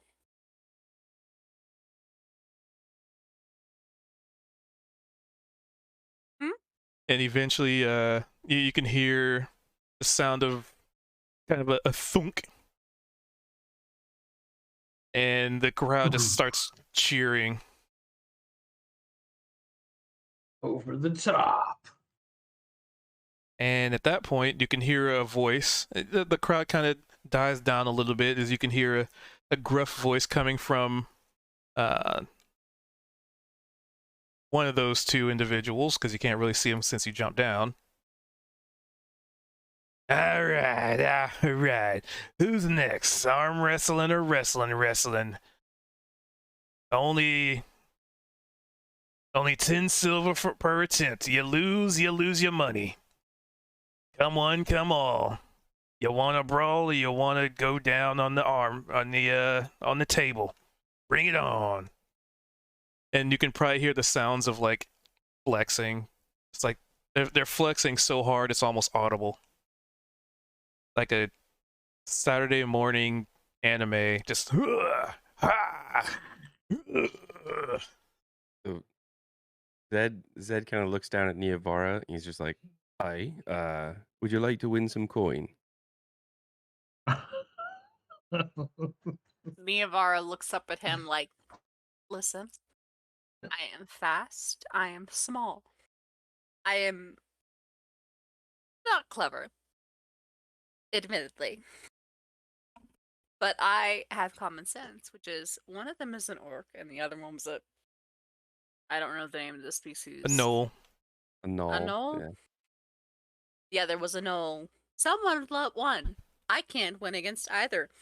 I have the strength of a wet noodle. I don't know what your abilities are, admittedly. I Hey, can't well, win for shit. it's not always about strength. Sometimes it's cunning and, you know, a bit of prowess.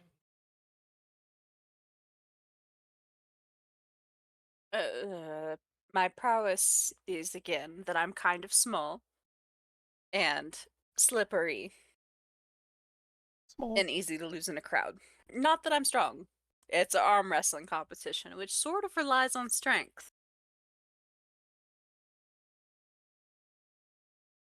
So is Frankly it? speaking. Oh, I was gonna just interject. Is it? It seemed like that there was either arm wrestling or A like brawl. potentially Wrestling. brawl or like actual wrestling. I mean, there is a ring. Okay. Hi. Well, slippery. Folk like yourself might be able to outmaneuver a larger fella. What's your thought? Well, honestly, you said that there was an orc and a gnoll over there. Well, I've dealt with gnolls before. Their fur's kind of matted typically, but you could, I could get a handle on him probably. And as long as you're quick, you might be able to move about that orc and confuse him, possibly catch his back or something like that. And what? Physically overpower him? Mentally overpower him. That's what you got to think about. What you got to stand to lose? 10 silver. What? That's basically what we spent on breakfast. No, that's what Shaw spent on breakfast. I spent 3 silver.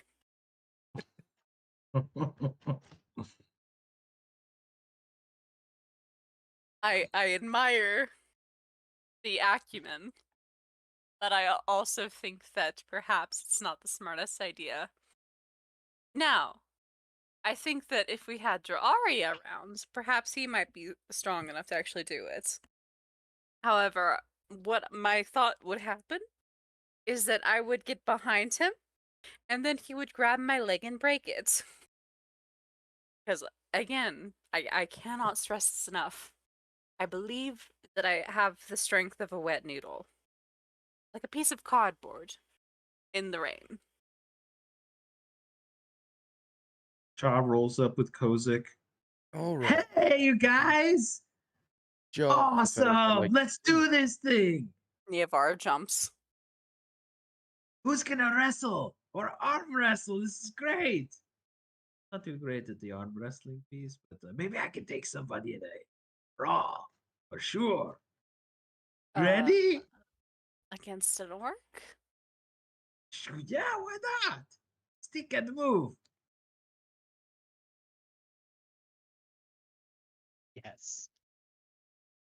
No, and if stick and move doesn't work, you sweep them, break their bones, stab them in the eyeballs, break their neck, tear off their jaw, you know, press a bunch of pressure points, stop their heart, paralyze them.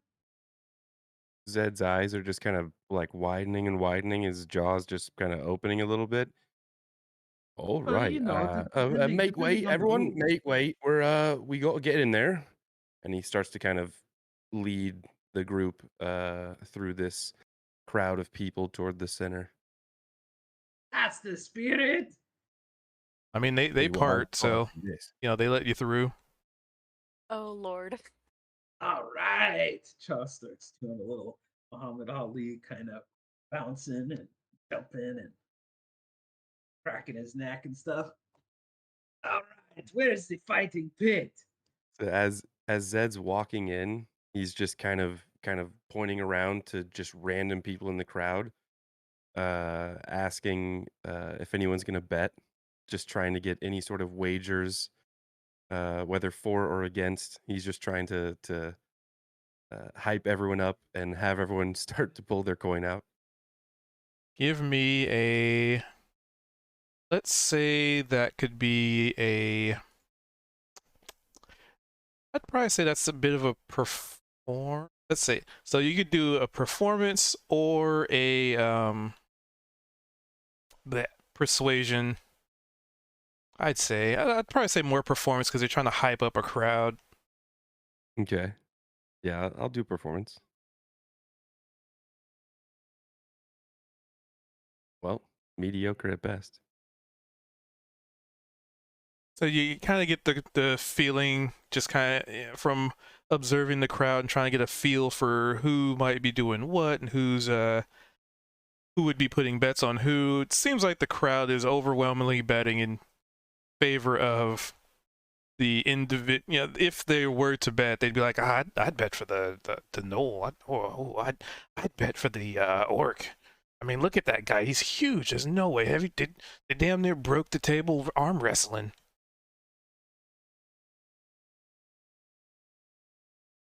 So TLDR, coming up- zero faith in you. Coming up to the if the crowd is kind of splitting, do we see at this point, do we have any knowledge of who won in the arm wrestling and who Cha might be facing? At this point, you don't know who won because they both are kind of Somebody standing called up. out though. Somebody called out that said that offered that.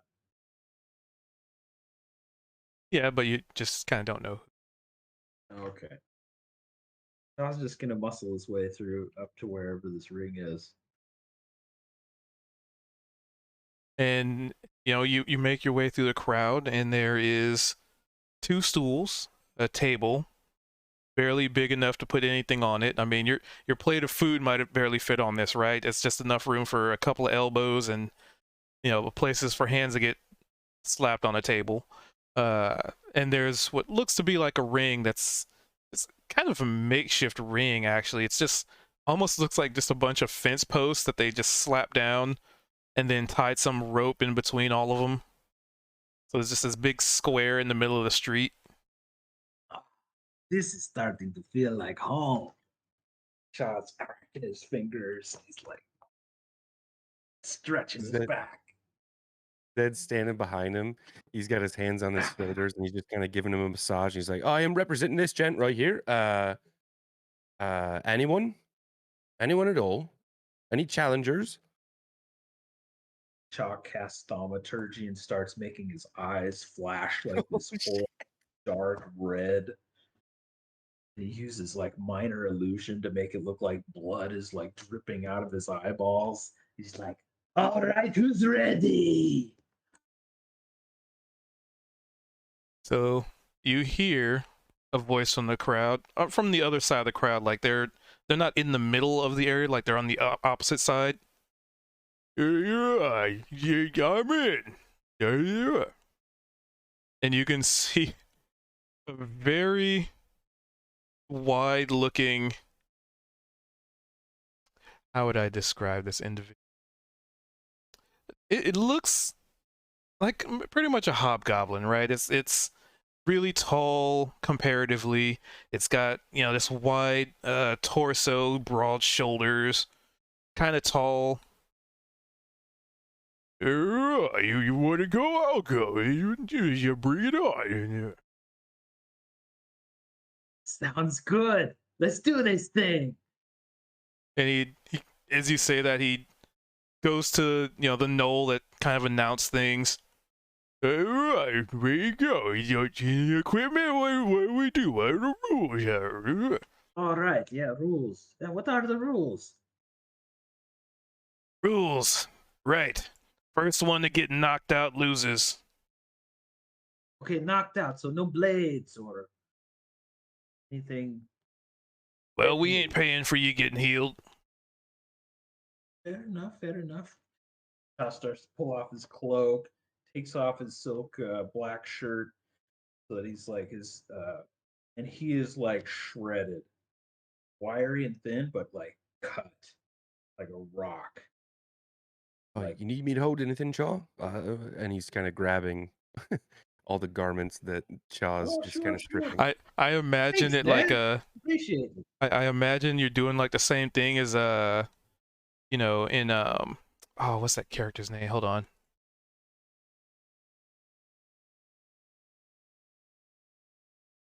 is like your classic anime or goofy movie scene where someone doesn't think. Yeah, somebody's yeah, gonna like attack, in but he Street pulled his shirt Fighter, off. right? Like those old fighting games where they just like grab one side of the cloak and fling it off. Or even if those of Yes! you who've played Yakuza, every single boss fight, they have to rip their clothes off. Whoosh. Shaw does hope to like discover Velcro so he can just have all his clothes be tearaway clothes. You say Chad just like rips all this clothing off in just a single motion, and Zed's just trying to like catch all of it because Catch it's it. just so much more than the motion that Shaw actually did. He's oh shit, you look oh right, he's picking things up off the floor and He's got his backpack, his staff. He's like handing all this stuff over. All right. But he still has the black obsidian key dangling around his neck on the platinum chain. He just leaves it there, kind of dangling between his pecs. He's like, he's starting to like get into a martial arts pose, like super Bruce Lee-ish. Making me think of his nose. You're making me think of Terry Crews, like whenever he takes his shirt off in any situation, just like, damn, peck bouncing. Totally. damn.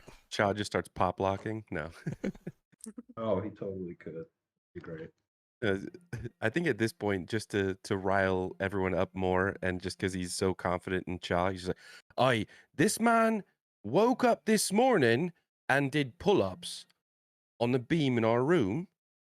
First thing in the morning, exercising. Well, if you're not worried, you better be." Yeah, and that was just because we were in a rush. And his eyes like flash this horrible, like greenish, like color, and then back to like this dark red. It's the entire eyeball. He's like flashing his fangs. All right, buddy, let's do this. Oh, give me a check. I gotta get my equipment here. And he reaches into a bag that he brought with him. Just kind of a bag. And he pulls out these like really thick gloves, very akin to like boxing gloves. Huh. And he fits them on. Jaws like kind of looks a little confused for a second. He reaches into his pack and he pulls out a couple of fingerless gloves, like cycling gloves that he has. They're not cycling gloves though. They're just like, some standard little fingerless gloves. He kind of slips them on to seem like he's doing that too. All right. Rules. Nobody die. First one down loses. Or if you're pinned and there's a 3 count, I don't know. Most people don't even make it that far, but whatever. Sounds good. And he just he guides you to the ring. And mind you, the ring is not that big, right? It's makeshift at best. And the only thing that keeps you from essentially smacking your head against cobblestone is just this thin layer of like animal furs. Kyle leans over to Zed and he's like, back when I would do this at my monastery, we would stick our gloves in resin and then put them in broken glass. Child's play. And he steps into the ring, and his demeanor kind of changes from kind of laid back and lax, like somebody walking through town. He takes up this stance. His legs are side by side but lined up. You see his feet, like his stance has changed. Like he's definitely trained in whatever skill or martial technique that he's using. And he kind of has these like boxing gloves, kind of close to his face, just kind of ready. You want to go first? You're not gonna go first. Is there a way before this all starts that the rest of the party has an opportunity to potentially wager on this fight? Yeah, you guys have plenty of time to wager. The bell ain't rang yet. All right. Where's the Zed's where's the bookie? The Zed's bookie putting is the all of knoll. his money on Cha. The bookie is the knoll and an orcish fellow that's going around. Did you say you're putting all your money on Shaw? Yeah, he hasn't learned his lesson whatsoever. All putting- 45 gold coins. Oh no, Zed Classic. started with a lot more than standard. So Zed that had was just what he Zed had 130. He lost 50, got 45 back. So he's gonna put all 125 gold coins on Cha. Oh no. Oh, classic. I love it. And Oh you man. can't take it out of him. Kozik isn't feeling so he's not apparently so into gambling like Mr. Thatcher is. But he's gonna go ahead and put 18 gold, give it to the knoll, and like give him a steely look, and I'm betting on the strange one to win. Which strange one? The one that's in my group, I guess. Okay, the one is definitely not gonna get his face smashed in. Got it. Him, that's correct. Yeah. That one. Yeah. Okay. cool. Unfortunate. Cha or myself would not blame you for betting on the other person as well, just so you know. What? By the way, Sir Knoll, what are the odds on this? What's the return? For somebody who's never done gambling, I'd have to look. I'm not too That's what I was. either. That's what I was thinking. I'm like, I'd have to Google I believe that. that it like if the more Read that it's one? going to upset, the more money you make on the return.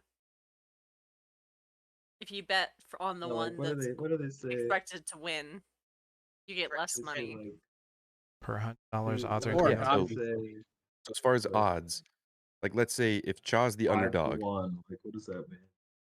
If yeah. So whoever's the underdog, let's hypothetically say it's 5-1. If I bet 100 gold, I would on the one, I would just win my money back. If I bet 100 gold on the 5, I would get 500 back, just based on whoever sets. That's why gambling is frowned upon. Kids, don't do it. Because the odds are Or made it by could- people who It could just have- be Don't do it easy. when your character is a consummate gambler. right. don't mean, for actually example- gamble. Don't actually do it. Only in D&D, folks. Cha is incredibly optimistic about this, like total confidence. As there's not a, he's checked out the stance. He's noting very carefully the change in demeanor as the hobgoblin gets into a stance, and he's noting it and like already working on attempts to counter it or use it to his advantage or against the creature. Iavara is abstaining from voting, like betting any money. However, she is examining buttons on people's clothes at this point. So many buttons. She's going to be looking for one to replace the one that she had to give to the mermaids. So something with jewels. Give me a perception. Yeah, Nice. thievery. I'll be right back. I can go to the bathroom. Nice roll. 17. And just out of random chance, roll me a D100. Okay.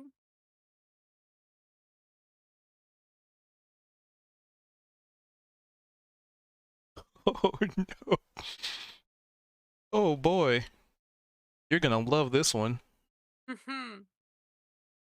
So, you remember those two goblins you totally didn't steal from Take last down. night? Yeah. They have some really nice buttons. They're actually Are they- wearing clothes today. Mhm. Oh. As if to Hey. say maybe the earnings that they made last night, they went and bought themselves something nice. So, are any of the people from the dickhead table around? Those, no. She's going to transform into one of them that's about her body shape. Like, she's going to back up while the rest of them are focused on Shaw.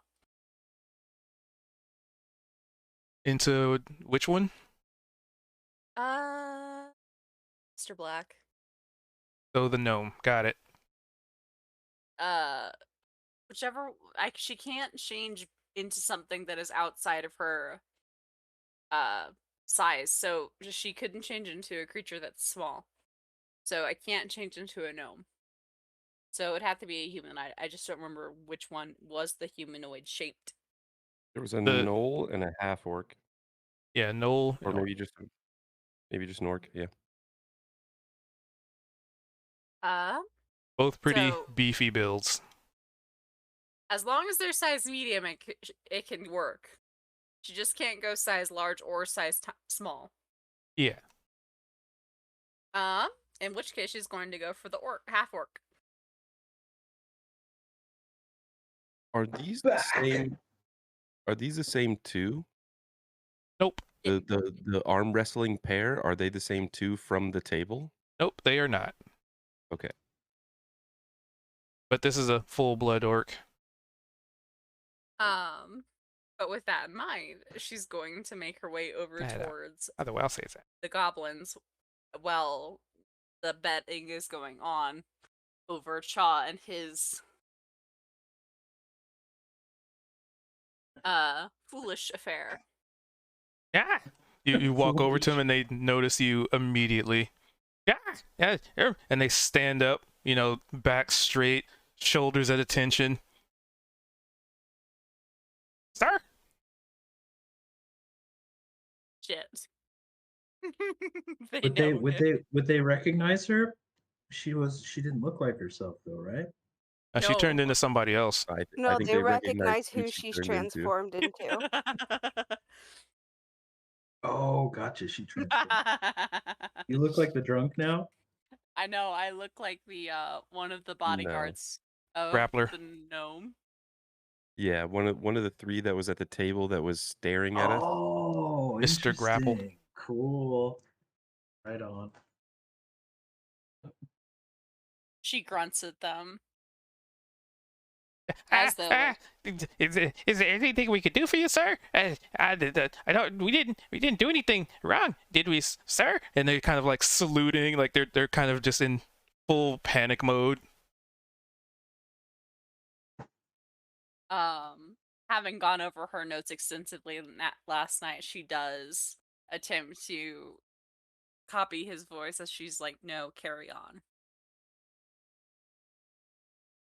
I need to make a deception check.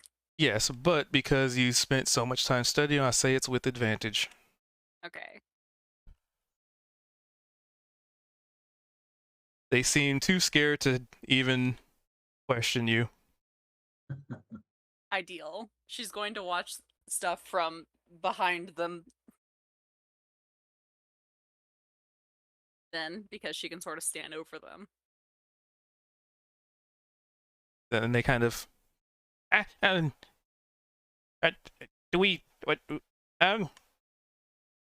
we'll get going back to whatever we were doing. Yeah. And they just kind of scamper off, terrified. Unless you want to stop them. She's not going to, because she obviously doesn't want to. If this man is doing something with them, she doesn't want to give conflicting orders. She was mostly just hoping to steal from them, raping him.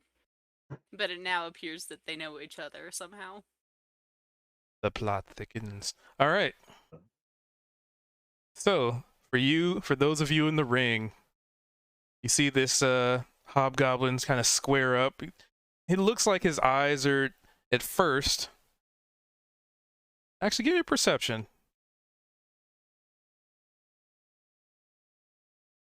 I think the perception Well, just would be... everyone over there. Specific. I mean, everybody could, but specifically Cha because he's in the ring. Okay. So you'd notice that he pays more attention to your footwork. Like he's studying you almost as much as you're studying him. Like he's looking at your footwork, he's looking at your stance. He kind of looks up, looks at your, where your hands are, looks at where you're looking. Like he's probably on par with you as far as studying your opponent. Smiles, noticing it. This is all super familiar to him and welcome. Somebody's still in that scene? He smiles, Still in. still bouncing and weaving around a little bit, just getting ready. All right. All right. First one to go down, you know the rules. And I guess have at it. And it doesn't seem like he has a bell, so he just goes ding ding. Shaw rushes in. All right, give me a quick initiative just to see who gets to go first. I mean, it's between two of you, so it doesn't really matter. Just see who goes first, kind of thing. Weird, they won't let me do it. It says Actually, you know what? there's no combat encounter. Yeah, it's not technically really. A Here we go. coin. Just roll a d20. Yeah, I guess flip a coin's also applicable. Okay, I got a coin right here. Tails. Heads. We didn't call what it meant. Oh, But he nice. did say, yeah, I mean, he basically offered you to come at him first. Okay. So he's guess we'll gonna just go with that. rush in. He's gonna rush in like he's gonna attack, but then he's gonna like pull back a little bit, weave around, kind of just check the way that he's holding himself with his weight, his upper torso. He's using his legs properly, and then he's gonna try to go into the body a couple of times.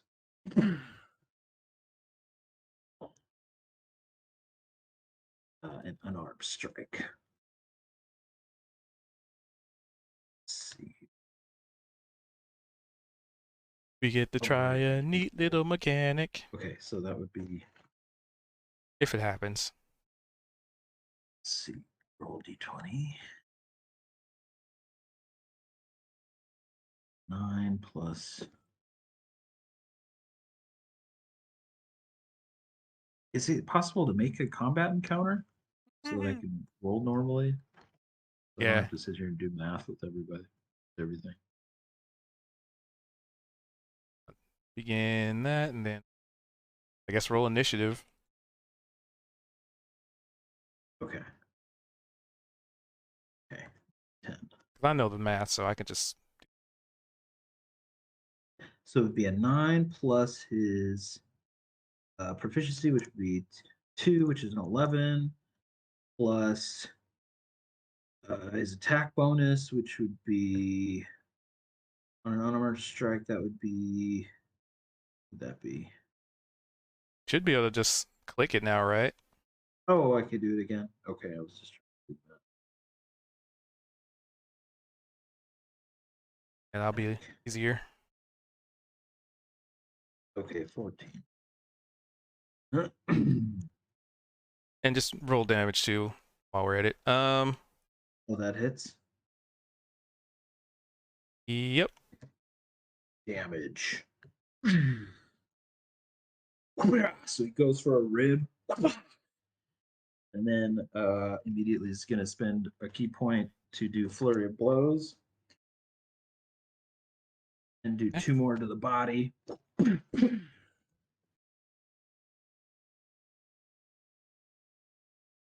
All right, while you're doing that, so you managed to hit him in the body. Like his hands are guarding his face right now, so he kind of lets that hit kind of go through. Keep saying kind of. I need to stop saying kind of. Okay. Attacks again with a 12. A 12 would not hit. You try and get a secondary shot in the body, but he lowers his right arm to and it just kind of your attack hits the glove he's holding, or the glove that's wrapped around his hands. And Shaw smiles and then kind of wheels around and tries to kick around into his kidney. Wheels around and puts a heel right into his kidney. He's gonna try to. Roll a 13, the mechanic would have come into play. 23. All right, he didn't see your and don't forget to roll the damage. He didn't see your quick attack. Like, you know, he was ready. He was expecting somebody to come at him with like maybe one attack, but you're kind of throwing so many attacks at him that he isn't able to guard against the third. 7 and 4, 10. Shaw's just kind of staying up close with him, wheeling around, watching him, smiling. All right, so he is going to use 1. So he's seeing that because he's kind of ducking down, right? He's trying to guard his body, and as he's doing so, since he's already kind of crouched, he tries to go for it. You know, the old haymaker uppercut. Okay. Oh, this. But you definitely dodge out of the way.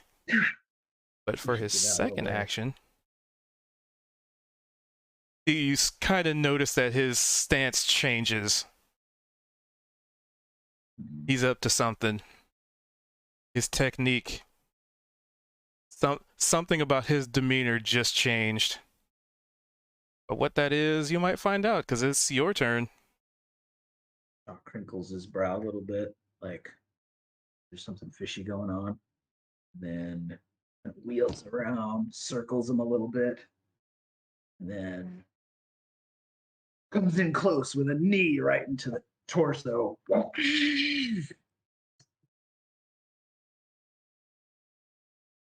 Do it. Go for it.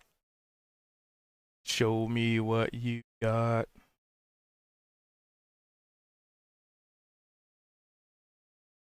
Oh, no good. Gonna roll something. Pushes that out of the way. Chop drops back down. Okay. Oh, Okay, no, I was checking something. All right. So yeah, you go for. So how you attacking him? You going for? so he went for like a knee to the torso, which totally missed. Gonna hit. He's gonna do another flurry of blows. And spend a key point. So as this is going on, those of you in the crowd's like going crazy, like, ooh, oh yeah, get him. Like, if this weren't a crowd of people that you were aware were watching, you know, a brawl in the street, they almost sound like a bloodthirsty mob, like, yeah, rip his head off, get him. And maybe in the audience, you might hear one sort of squeakier voice. If you lose, I'll lose my house. Get him. Chaz is laughing. He's loving it.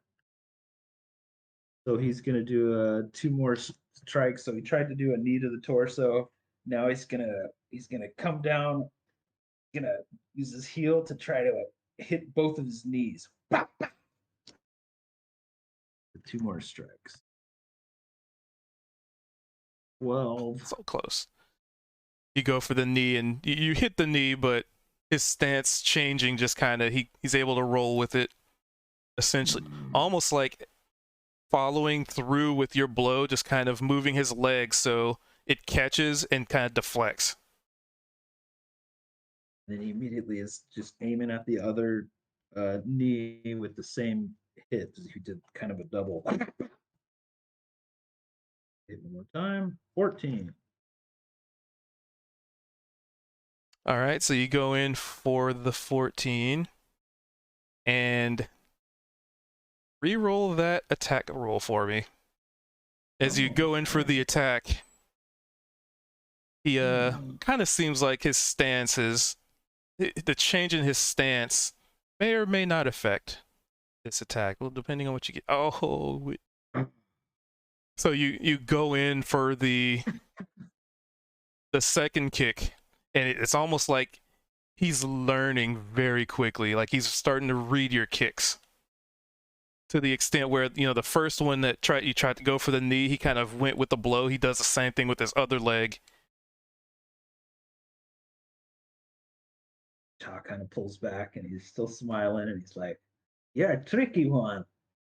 Come on." Yeah, your funeral, I guess.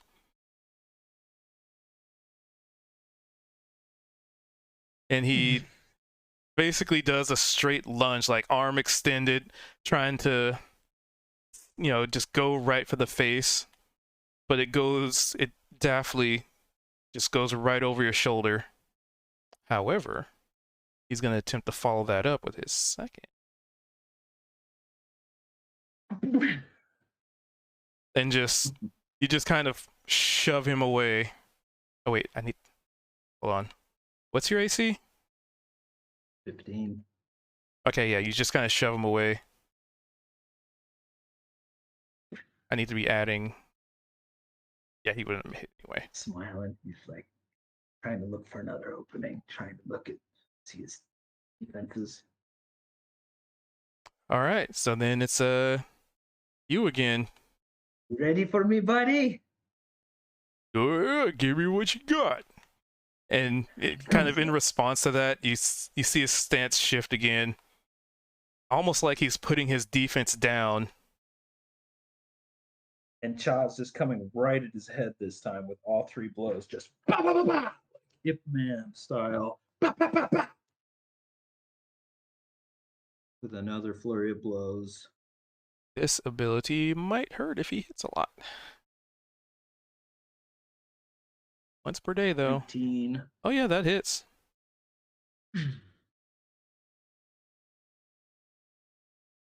5 bludgeoning. And he's just gonna keep on wailing. 5.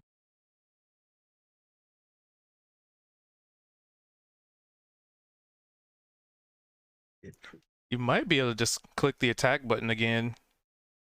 Yes, it works. Ah, 12. Oh no, the 12 hits this time. Oh, interesting. Okay. That's 6. Okay. Okay. All right. All right. And then one more. Oh, 11. 11 hits this time. Really? Oh. Yeah, he's completely put his defense down. Huh. Just kind of like, he kind of points to his chin.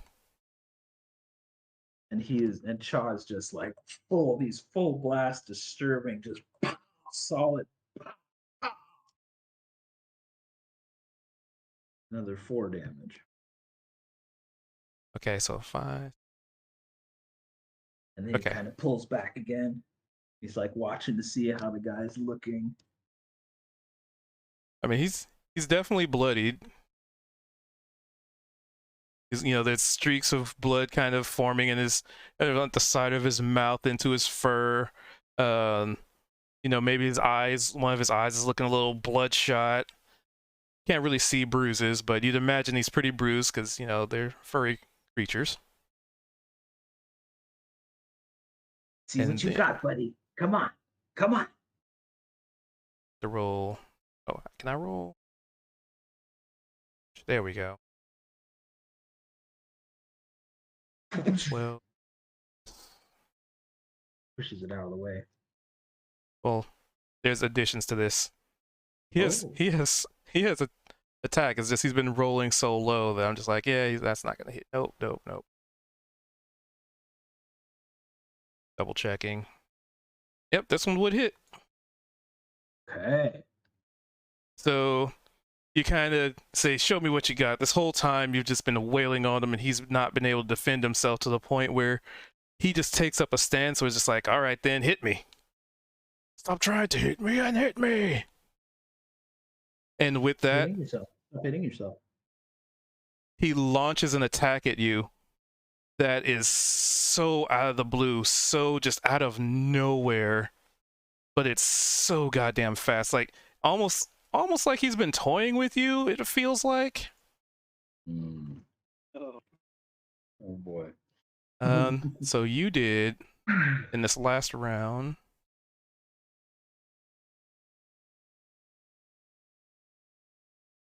All right.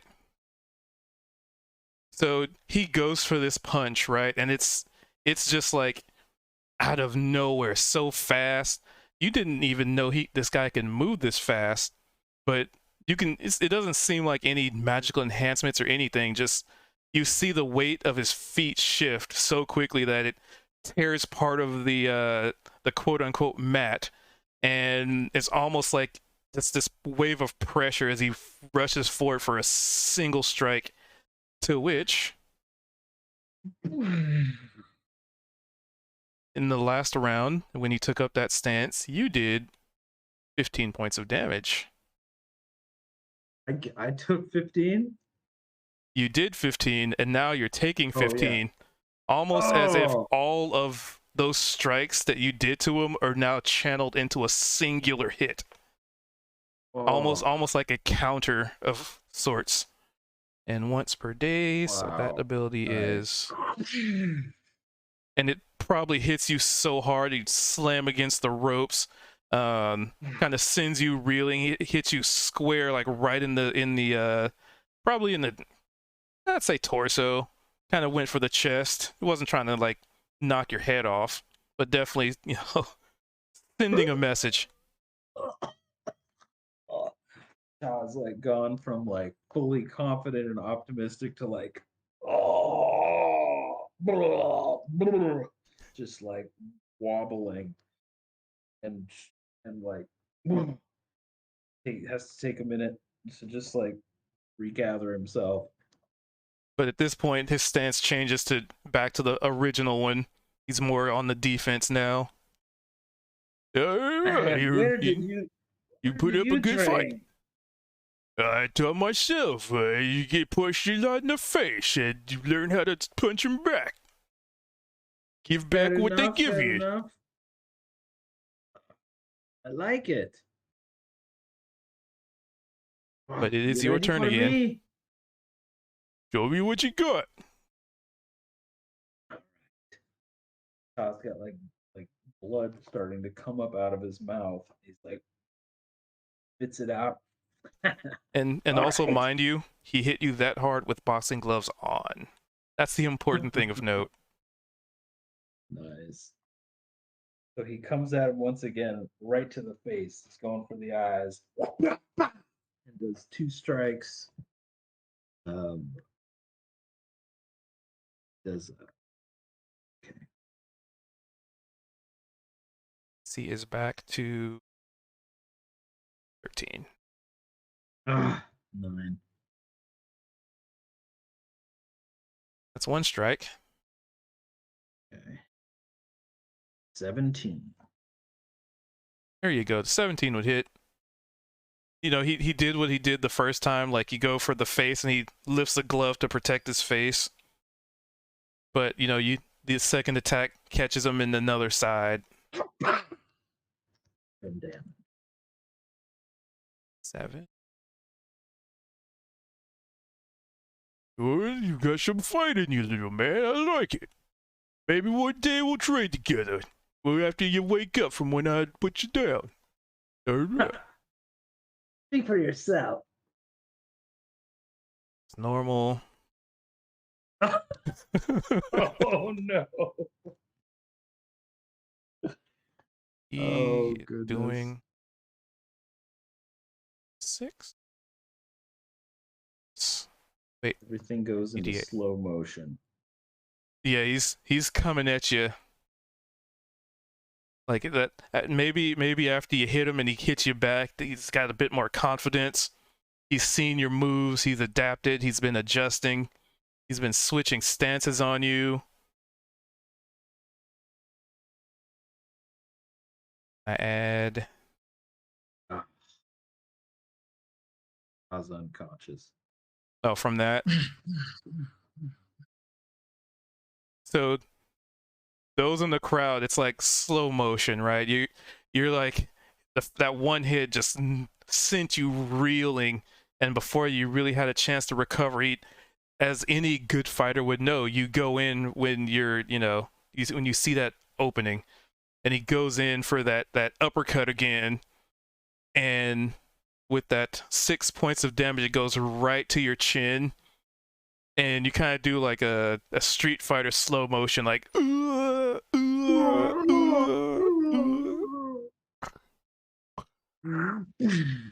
as your body Cha is hits on the mat. ground.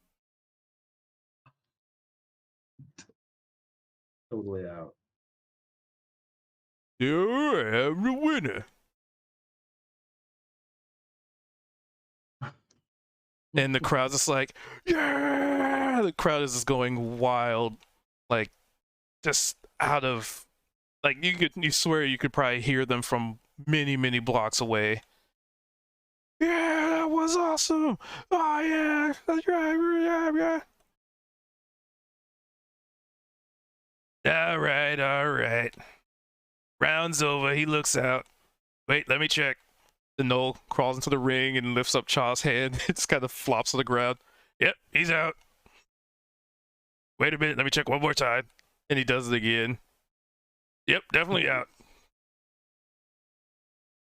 Winner goes to this individual right here. And then he kind of guides him out the ring, and the Orc comes into the ring and just kind of carries Cha out of it. And you'd notice oh, it's hilarious. And so then you would notice, because you guys have been duking it out on this quote unquote mat, maybe some blood's gotten on it, kind of ruins it, right? And you see this gnomish individual, like garden gnome levels of clothing, like the red, the blue jacket with the red pointy hat, the long white beard, and just comes out, and for those of you magic users would know this spell, prestidigitation, and he just kind of cleans the mat off like almost like a little vacuum cleaner. He just kind of walks over it and then he just disappears underfoot in the crowd. Mentally picturing like a tiny miniature Zamboni. Yes, that's exactly what it is. And then the hobgoblin, after collecting his winnings, goes over to Zed. Your friend over there, were you there to fight? He's a pretty good fighter. If it wasn't for my technique and training for getting punched in the face, I wouldn't have been able to take him down.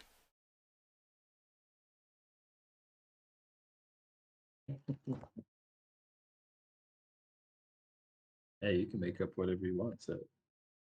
Yeah, that he's unconscious.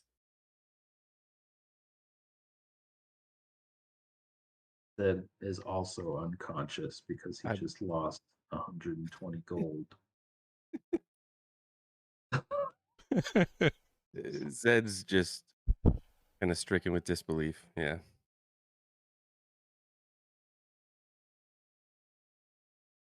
Oh, you can't speak. I understand. It makes sense. I just knocked your friend clear on his ass. I get it. And he pats you on the shoulder.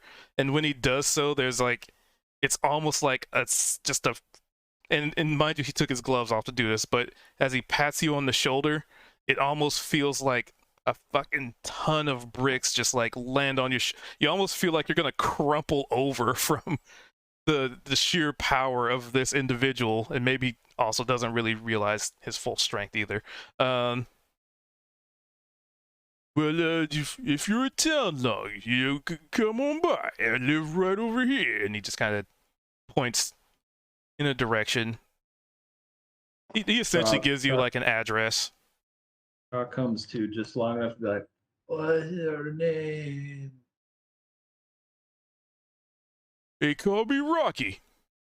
And Cha smiles and then is unconscious again.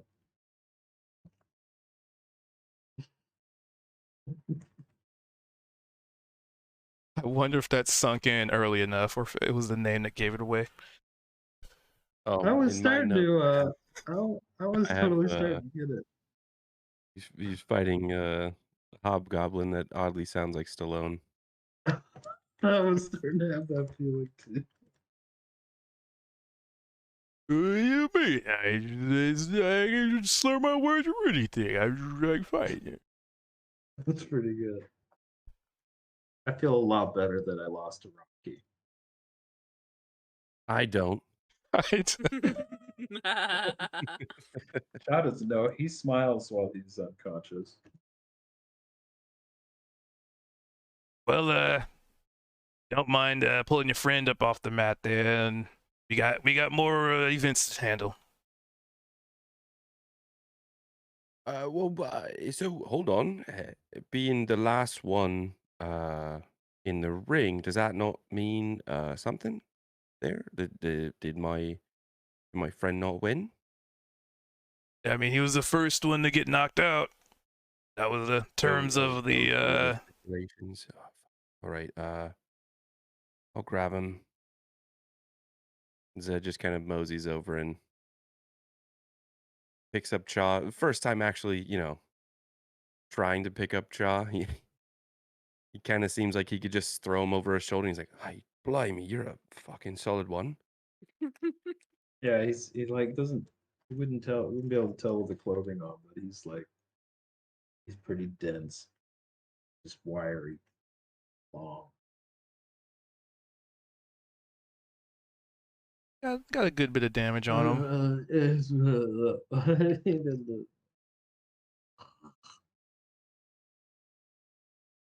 And as you pick up Cha, you definitely would notice the boxing glove size bruise that's probably had a little bit of time to form in his chest. Whatever punch that was, it was devastating.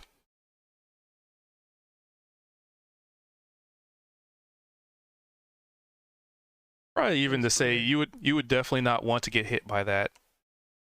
And to that degree, Niavara was probably, very accurate in the assessment of some of these folks. Yeah, they would snap me like a twig.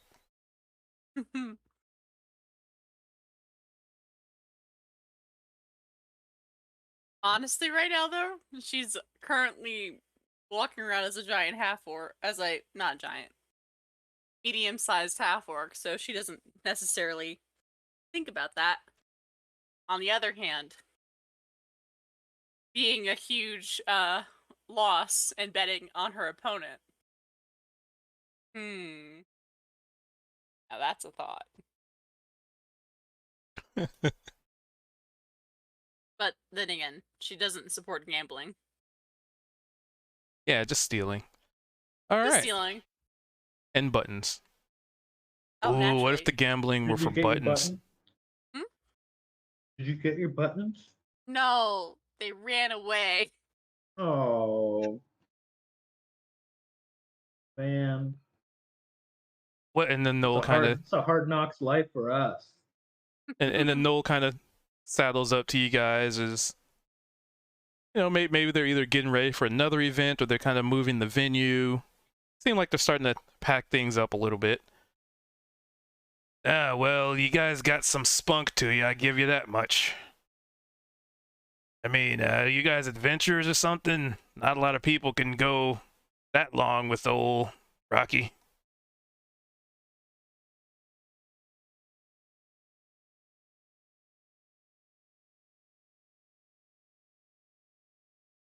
My beverage, there it is. The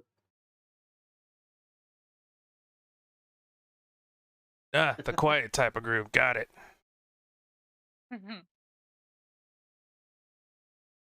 Oh, it's Kosek. Kozik. Ugh. He's just lost 18 gold, so he's not feeling happy. We're being prepositioned as adventurers, Kosek. I love the fact that Cha doesn't know that any of you bet on it. Walked in there just wanting to spar or do something, and then you all lost money on it. We trusted you. But He yeah, trusted himself. I'm ready. Well, Are we gonna go in there now? oh, sorry, go on. Are you gonna go? Are you gonna fight Kozak? Sure. Kozak kind of looks around and sees that something's being expected of him, and so he strides manfully up. All right. Stride up to the knoll. Say, well, I guess it's time to test my mettle. I mean, if you want to. And they kind of stop packing I'm not. stuff up. Okay.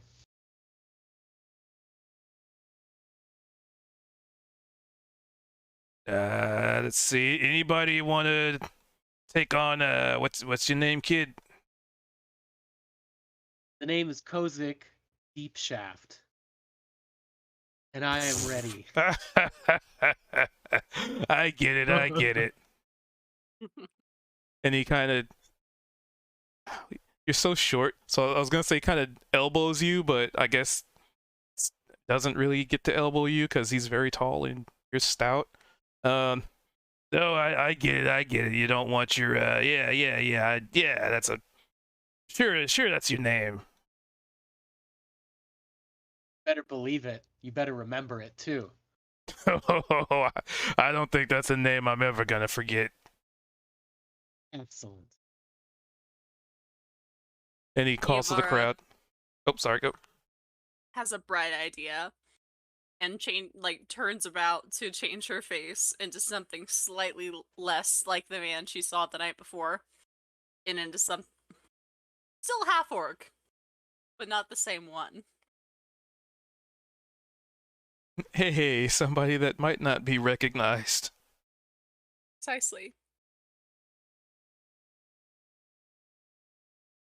Anybody want to get downed by a deep shaft? Anybody want to get deep shafted? Who can refuse that offer?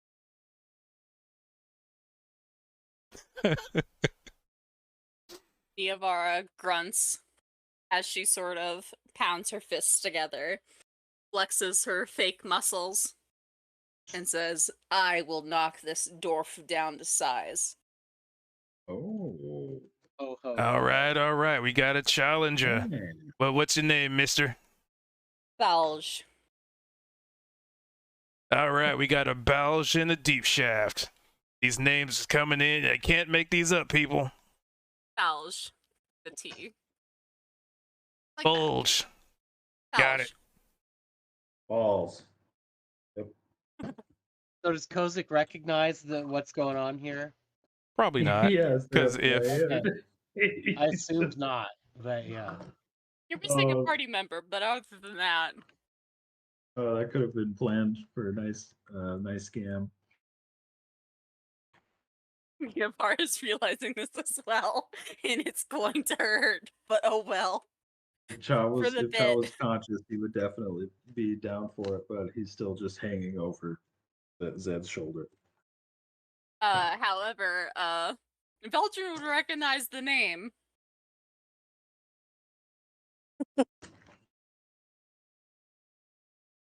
Yeah, Veldrin's just gonna leave her to that.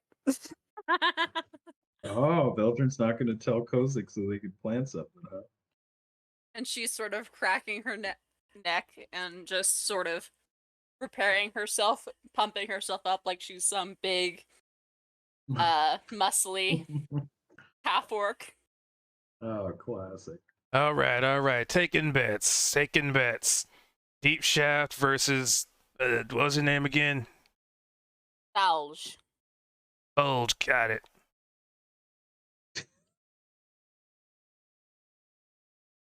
Oh, boy. And the orc and the gnoll go around taking bets. And You know what? Let's see who gets the highest of this. Those of you in this, so Kozik, Niavara, Zed and has me, no gold. roll a D100. What's up? I just said Zed has no gold, so he would bet. Good to Double, know. double or nothing, aye?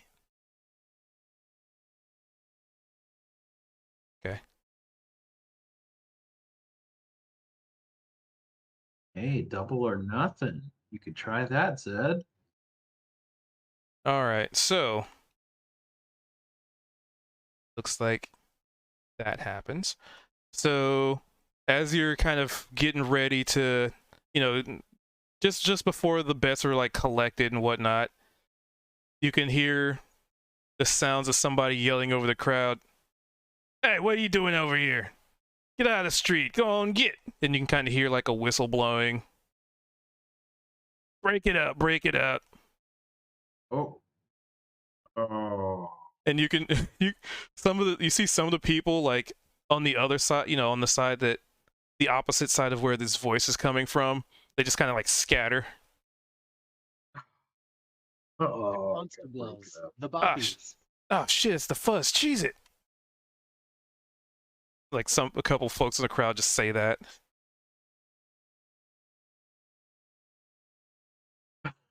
Seems like a Damn. good idea.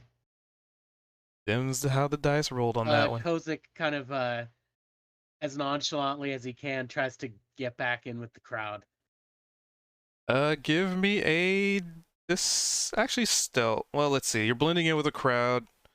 I'd probably say stealth. Stealth? Okay, I have no bonus for that, so let's see. Normal. Boom. Hell yeah. Since everybody is taller than you, you're easily able to just kind of disappear in the crowd of people dispersing with Nice. relative ease. It's like Oh Field my of God. Dreams. I sort of go up to the crowd and I sort of push away a little bit, and then shoo, it's like I've disappeared into them. I have expertise in stealth. I mean, you are also a half orc right Giant. now. Yeah. So as people kind of disperse, almost specifically, everybody disperses away from you. So you're just like standing there. Standing by yourself. God damn it. All right, get out of here. Go on. No more fight pits in the middle of the street. You know better. You too, especially. And you kind of see as the crowd is dispersing, you'd notice a pretty freaking tall. Well, most of you probably would never have seen one of these, so it kind of looks like a really tall, like maybe 7-8 foot tall, two-headed creature, and it has like this armor on, and it's a very bulky build, not necessarily bulky in that you know, muscular, but bulky as in, you know, the other kind of bulky. And but it still has like a uniform on, and it kind of has like this little badge on its shoulder. All right, break it up. Come on, you know better. Go on, go and get. You know better than to be having brawls in the middle of the street. Something like that. Yes, just in uniform and less hairy. All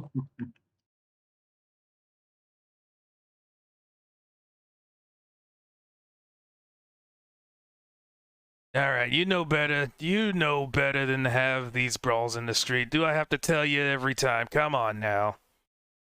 Well, yeah, Noel's got to make some money, okay? Jeez. And the two-headed creature. And he's also kind of shooing people away as well. Like, there's no animosity or, like, it seems like an authority figure, but they don't really flaunt it like a soldier or a town guard would. They're just kind of like, all right, you darn kids, go on, get, scatter, go on. Yous know betters. leaving pretty much the Knoll the orc and you guys, well, except for Kozik, who basically disappeared in the blink of an eye. I mean, so who's still sticking around? Like, who's scattered scattered with the crowd? I guess is the important question. Wherever my body is. So that would be a question for Zed.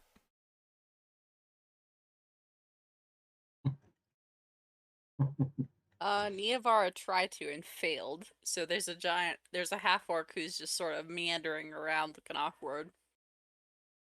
All right, all right. What about Veldrin? Veldrin has just found like a nice quiet corner. Oh yeah, you were like, I'm not a part of this anyway. I'm already out of here. You were gone before the crowd dispersed. Yeah. The crowd was doing what they're doing, and he's sitting in like under a tree reading his book. So the question is, where's Zed and Cha? Because Zed's kind of carrying Cha around.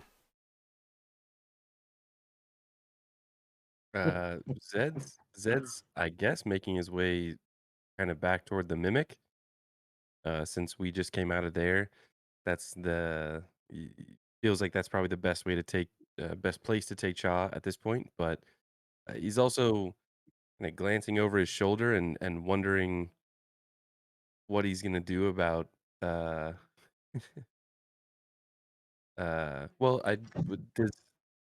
does everyone else know that this half orc is Niavara? I guess no, right? Nobody knows that except for Okay. Veldrin. No. Okay, so then at this point, yeah, he's just walking back to the mimic with Cha on his shoulder. Kind of pushes open the door of the mimic, and he gets Carl's attention and just kind of points at his shoulder at Cha, who's slung over. Oh, well, it looks like you had quite the morning. It's not even evening and you're already unconscious. How delightful. Will you be needing another room? Ooh, well, yeah, quite possibly. The same room. Also, maybe, do you have anything that might be Has it been checkout time yet? Have we reached checkout Given- time? Because he can get he can get conscious again with like an hour rest. Yeah. I'll say you can. you have something that might, you know, help my fella here get back on his feet? I mean, nothing that a good rest couldn't solve. Do we still have It's our still too room? early though. Any sort of drink or tonic or tea?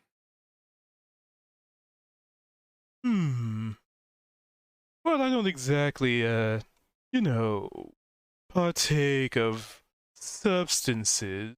Perhaps if you were to go to the herbalist, they might have something more to your suiting of mending wounds and such. Or maybe even if you're low on money or something. Because Why I would wouldn't I? imagine why you're asking a tavern. Perhaps getting a job. Ooh, talking to that mayor fella. All right.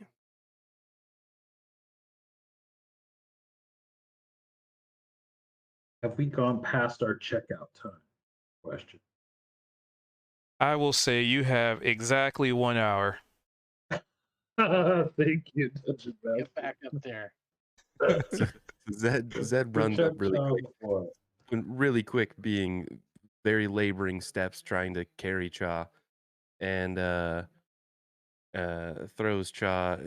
Doesn't throw Cha because he couldn't, but tries to You could lay have. Cha in the bed. You could have, and you did. That's respect.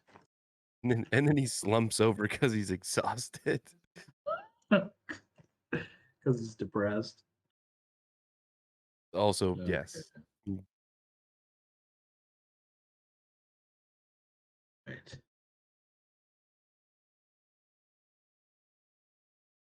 Oh my god. I mean, Okay. Fair enough. mean, technically, you only needed one to be conscious again. Oh yeah, I think he would have used the whole hour though to get his 9 hit points back. Which makes sense, right? Because as you're kind of waking up, there's a really strong like pain in the chest, a bruise of a fist, like the knuckles of a fist are still not really a fist. The bruise of like a boxing glove there. Oh, that would be a cool tattoo. Round shape. Hey, what happened? Where? Oh. Hey, Zed. Oh. Hello, my friend. Oh. Were you able to breathe? A little bit. All right, take it easy. Yeah. You Oh. you got thrown for a loop there.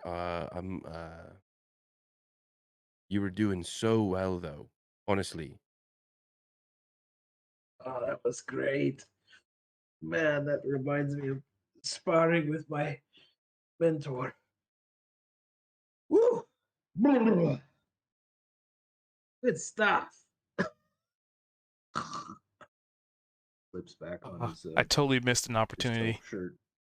I could have had somebody come over and say, "You got knocked the fuck out." You can still do that. That was a great movie. Anyway, go on. Everybody saw it. Yeah, right. Okay. Job? Back into the bar after being dispersed in the street and pointing and laughing at Chaw. And he would totally laugh with them, not getting that he's being fun or not care. He slips back on his shirt, his cloak, gets his back on. Oh yeah. Oh. Where is everybody? What's going on? Wow, that was fun.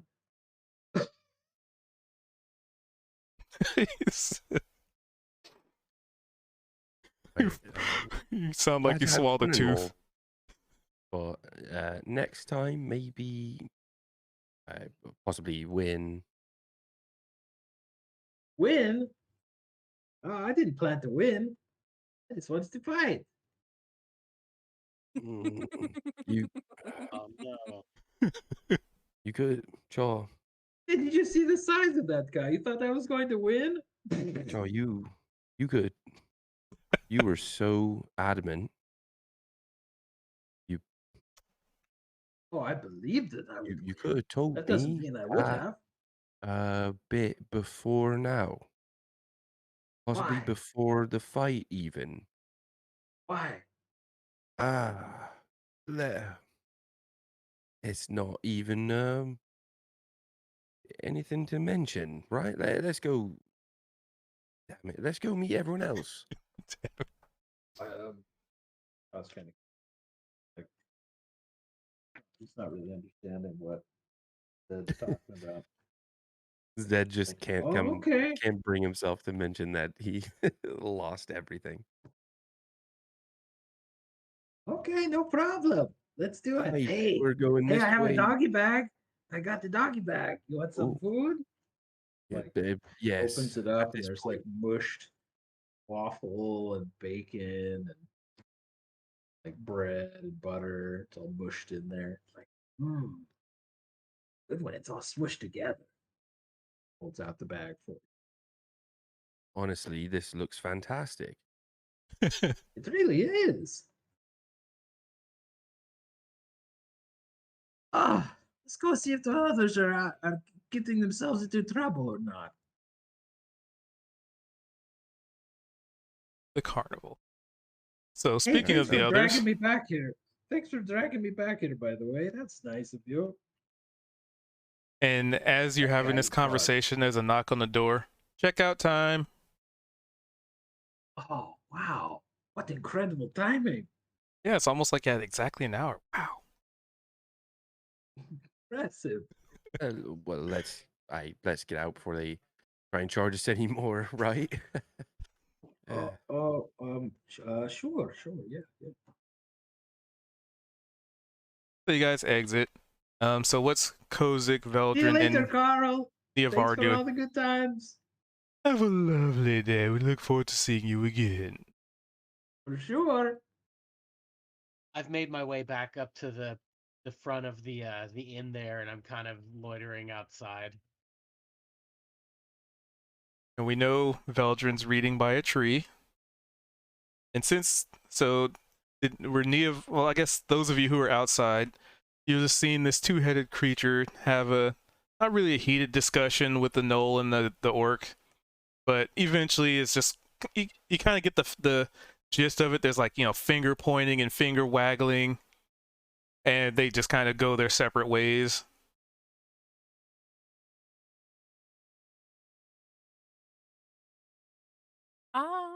Eovar would have been listening into having failed to sneak away. But after that, she would try and slink off to find somewhere discreet to transform back into her proper self. There's plenty of shadowy alleyways. And in which case, she would have come back to Veldrin's side. Like, damn it. I should have thought of that earlier. Throwing a match would be far more entertaining. And profitable. And profitable! I would be such a good fake fight. Because I suck. It's I had a strength of 8. Kozik would have kicked my ass. Kozik for a dwarf, I think, isn't that strong, but yeah, I was like, oh, what can Kozik? How can Kozik attack? Easy. Punch. Neovar has got a -1 strength modifier. I mean, at the end of the day, it's the Constitution that matters. I think So, yeah. his con's about the same as mine. Got 14. Yeah, Looking forward to this fight. you have a +2, I have a +1, so you would just straight up kick my ass. So, those of you outside would eventually see Tronzeg dead walking out, probably. Oh, John's rubbing his chest. Ah, hey! Neovar waves from where she's sitting by Veldrin, like, "Hi, Cha, you got your ass kicked." I know, totally. Oh, I And got you in a had a couple lot of of good fun. licks. Oh man, that was super fun. Dad, you want to spar? I'm pretty weak right now. You can take me easy. I think that Zed might be a little bit depressed, considering that he lost most of his, if not all of his money on that. All of it. Shaw's smile suddenly goes to like deep concern. What? You bet all your money on me? He At this point, did. Zed's just kind of like looking at his fingernails. He's just acting like it's just completely not a huge issue whatsoever. He's like, I didn't know you were just playing around, but hey, what's a bit of coin, right? What's all the coin that you have gone? Wow. Well, I'm honored, buddy. Hey, I did put my all into it. Every fight, I put my 100%. That guy was pretty tough. I mean, I was wailing on him. You saw it? It's tough. He definitely Yes. sounded tough, that's for sure. He had some training I've never seen. Intriguing. I should study with that guy sometime. How Kozik much said- did you lose? Oh. Oh, go ahead, Kozik. Before Zed can answer, Kozik says, "Well, you know what? A nice thing, a way to gain more training experience. We should maybe go visit with that bigwig. It's late enough in the morning. We've wasted enough time." Oh, the mayor? Yeah. Sure. Neva brushes herself off. Like, we were planning on going to, and then there was the crowd. I'll admit I wasn't intending on any of us entering the fight. However, I'm just going to be completely honest. The next time we do, we should have, perhaps gamed the situation a little bit more to our advantage. Hey, that's clever. I don't approve of gambling, of course. That's why you have to guarantee the outcome. Now we're talking. That's what I was telling you last night, Zed. We could have come up with something with the goblins. But you were like genuinely gambling, not cheating. As he was drunk. We've been over this. And Chalik looks back at you, at Nivar, and is like, was he drunk right now and he bet all of his money on me? No, that was just him making a poor choice. I think he has a problem.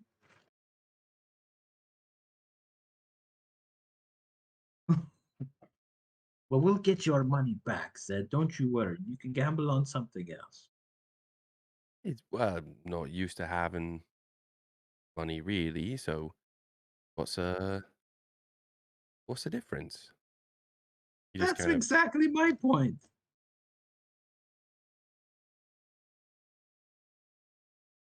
He kind of picks you up, like grabs you, like, yeah, come on, let's go talk to this mayor guy. See what they're about. All right.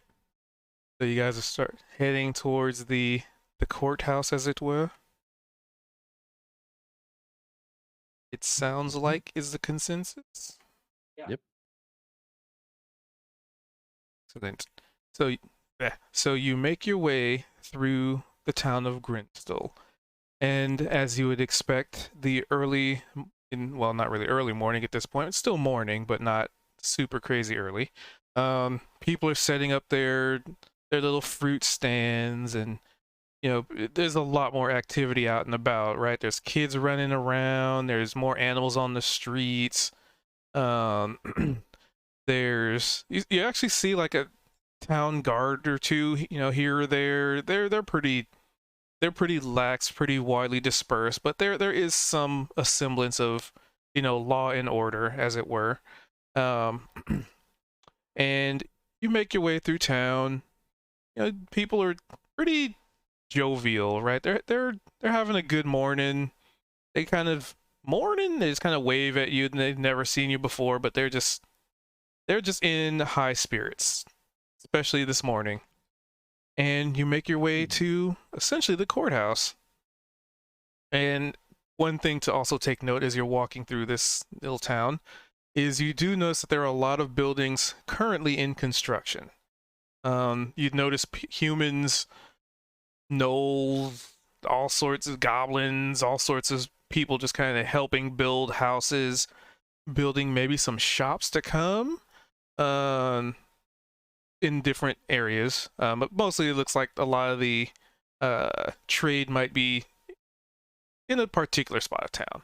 But that's not your concern right now, because you're here to talk to the mayor. And you make it to the courthouse, to which there is a building that kind of stands out across all of them you've come across. It has, interestingly enough, it has a very greenish tint to the walls. It has like this blue fence. It has very nice and clean looking windows. It's about 3 floors tall. And double doors at the front, some slight stairs, and a little well in front too. Not really the center of town, but there's a little well there. Yeah. And the door is embroidered with what appears to be like motifs of dinosaurs and very short people riding dinosaurs, very triumphantly.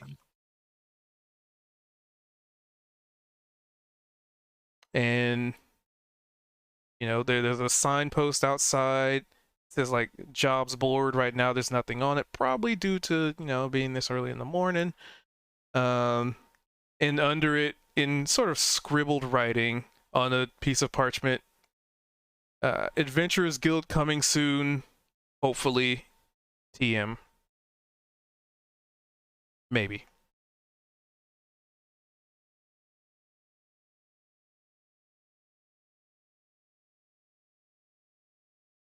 Here we are. Let's do it. All right, let's go in. All right. So you step inside, and the first thing you're greeted with is a sizable, room, like a waiting room. There's carpets. The floor is like marble tile, with some carpeting as well. Yeah, sorry. There's chairs off to the sides. They're kind of in rows and columns, very organized. And pretty much right in front of you as you walk into the door, you see an pretty clearly elven woman. She has these like glasses on, and she is essentially nose deep in ledgers, and she's assigning things and writing, reading, and she seems very quick at what she does. Like, she's just signing paperwork so fast, and she seems very apt at the bureaucratic side of things, to the extent where there's even a twinge of magic to it as she raises a hand and the paperwork kind of files itself. And she notices you walk in, but she doesn't. And she has a smile on her face, like a very welcoming smile, and just kind of goes back to doing paperwork.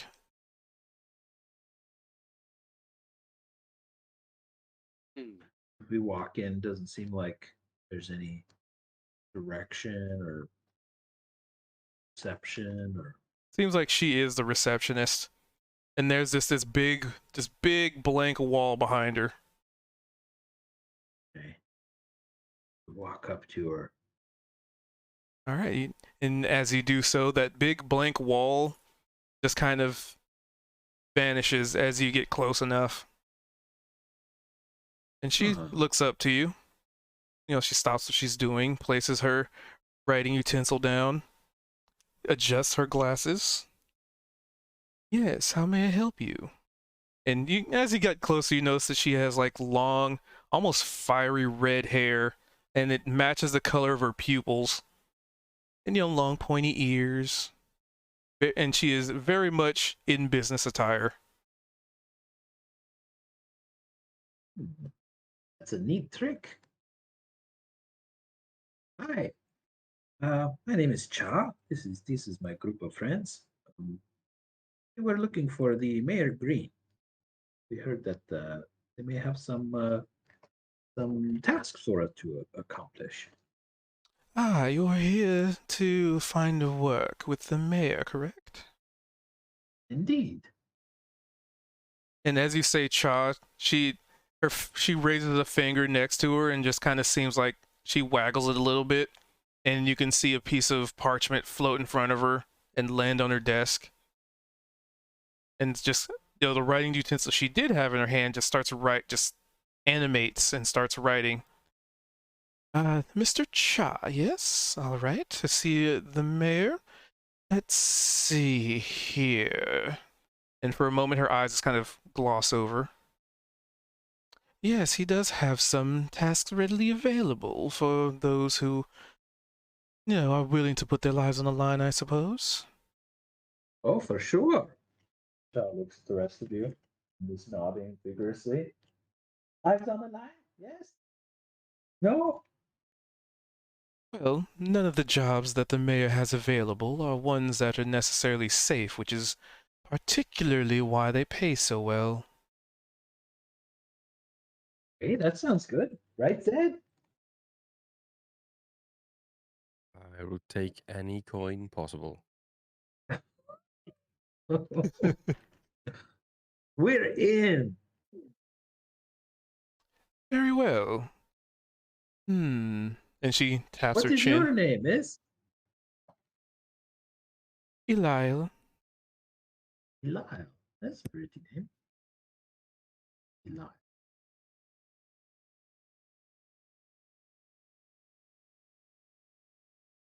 Well, you give me a moment, I will send a message to him, and he will reply, and we will determine which room shall be meeting in.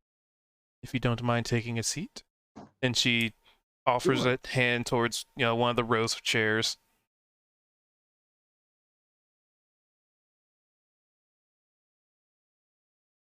Walks over and sits cross-legged in one of them. Yeah, Kozik has a seat too. You gotta have a nice sit.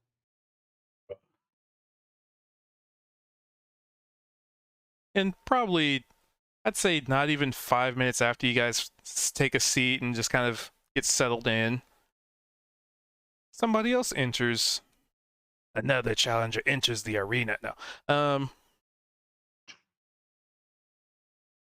It is a singular entity. Looks like, how would I describe it? No, wait, sorry, double checking.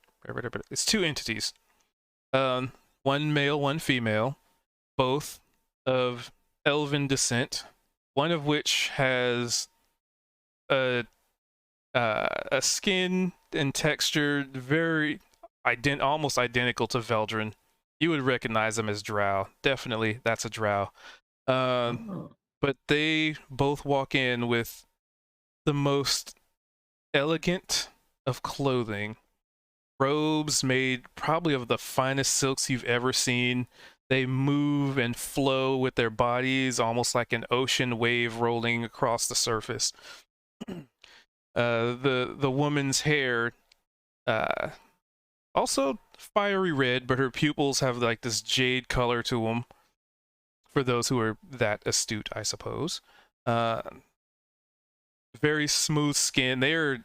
These people are gorgeous, both in fashion and in, whatever their mama gave them, they gave them something good. And they walk in and they seem like they have a brief conversation with Eliel. Almost the same as you guys, like, what's your name? You're here for work. You don't really hear what they say in response. They speak they speak quietly. They're not trying to announce what they're doing to everybody. But when they do walk, they walk with a poise, grace, and elegance befitting of a god or a goddess, because it's both of them. And Eliel waves them behind her. Yes, your appointment should be ready. Yes. And she just kind of calls out a room, and the two individuals almost just glide across the floor as they walk. And they just kind of disappear into the backdrop, of which I forgot to describe. So behind Eliel, when the wall disappears, there's a hallway behind her, and there's a spiral staircase that leads all the way up to the third floor. And then this is on either side of the wall. So you walk in, you see her kind of sitting in the center, a hallway behind her. Yeah, there's a door there, obviously, but, a hallway behind her, you ascertain, and two spiral staircases that look like they lead into other hallways on each floor on either side. So kind of big for a courthouse, but it makes sense. What color hair did the male have? He had jade green hair and fiery red eyes.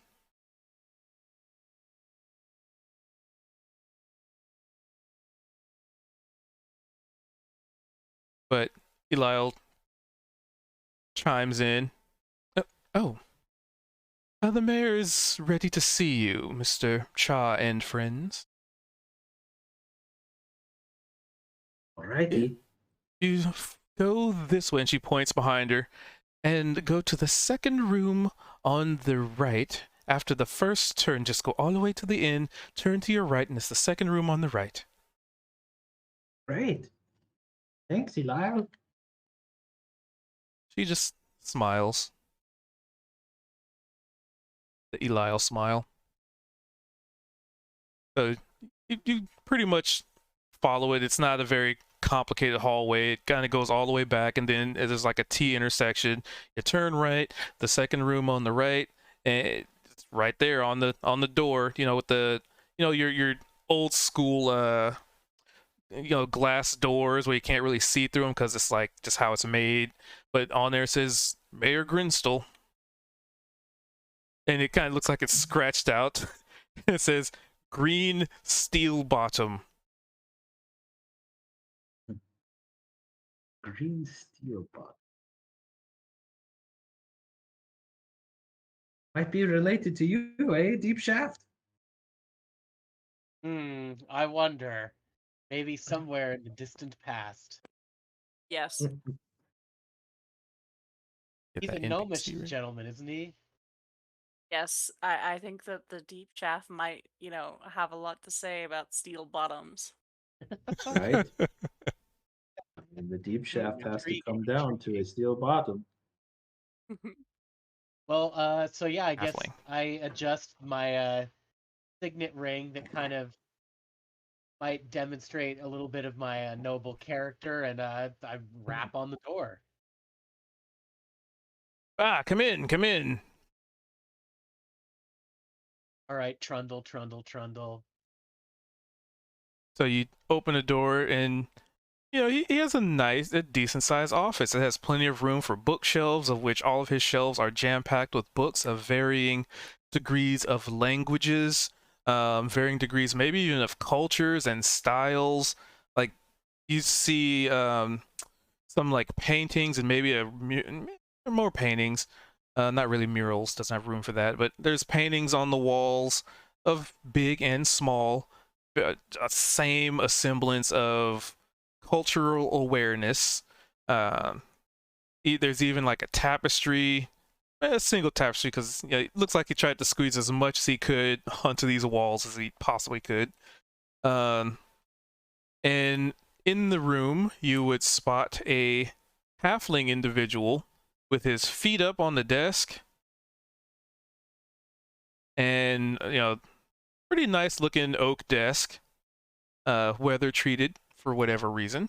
And yeah, he's just kind of sitting at his desk, just arms, elbows on it, watching you guys walk in. All right, so you have an appointment, huh? What do you need from old Steel? We met him last evening. I give a nice bow because it looks like this guy needs to be affirmed in his position of privilege, maybe a little bit. So I make sure to give a polite bow to him and say, yeah. So we met the mayor last night, and we're interested in his adventuring idea.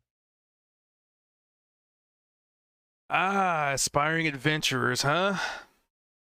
I can always use more of them. I mean, and he just kind of stares off into space, just kind of with this. There's this sigh of just that realization, maybe memory. Just kind of thinking back to the good old times.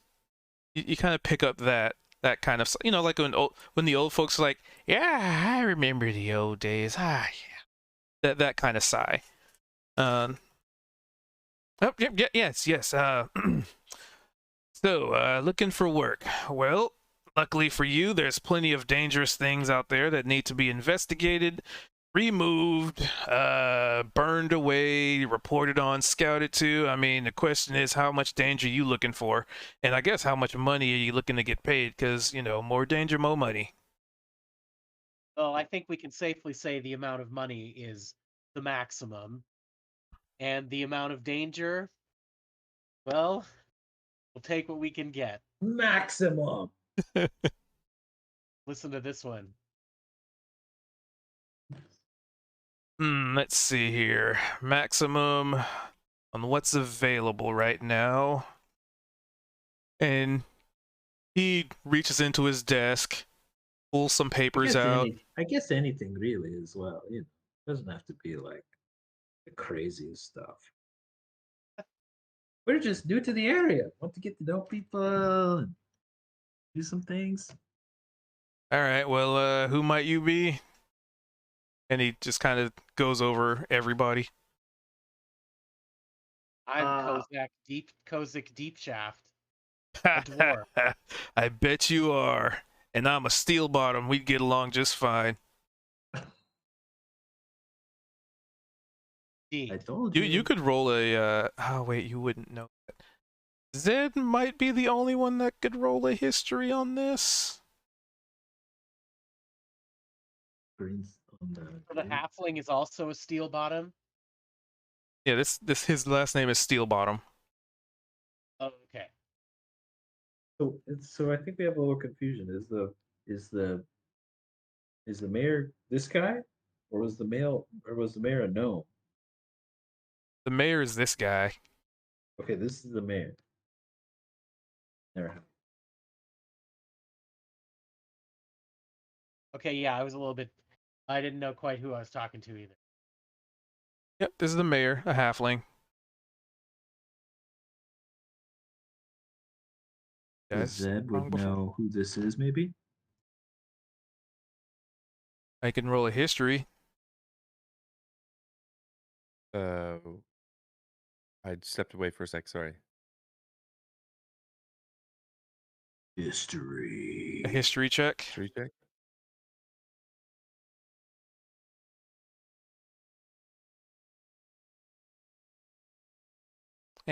You're not quite traveled enough. You try and think about, the steel bottom, but doesn't quite jog the memory. That or you're still slightly hungover. And or- depressed. Depressed that you lost all your money. Yeah. So let's see what I got available. Let's see, I got some reports from folks that they came across some weird mutated creatures nearby that could probably get investigated. That doesn't sound too dangerous for a group of yourselves. Oh yeah, by the way, what was your names again? Oh, I'm Cha. All right, and we got the Right. the deep shafter. How about you, mister? I'm Zed. All right, you got a Zed. What about you over there, fella? Looks at Veldrin. Veldrin. Yeah, all right, we got a Veldrin. What about you? Are you back to your usual shape? Oh yes, Niavara is currently small, petite, and right at her brother's side. As a drow, though? Yes. Ah, we don't see drow around here that often. Oh, exciting. Niavara. She introduces, offering her hand for a handshake. He Please, hi. shakes your hand. He has a very firm handshake, and he does the when he shakes your hand, he kind of does it a little bit maybe too rough, just kind of like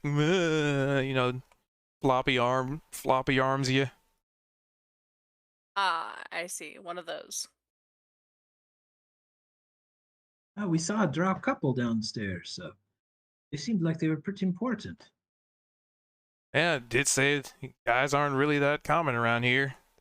Up until you guys, those were the only ones I've seen in a long time. And mind you, one of them was drow, one was a elf. Oh, so one yeah. was an elf and one was a drow. Which one was the drow? The female or the male? The female was the drow. Okay.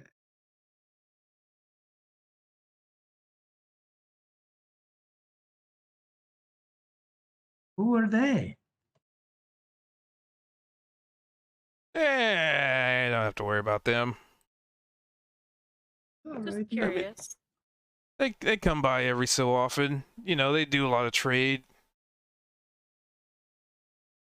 They like to trade with the bigwigs, though. I leave that to people who are better with doing math. Elijah.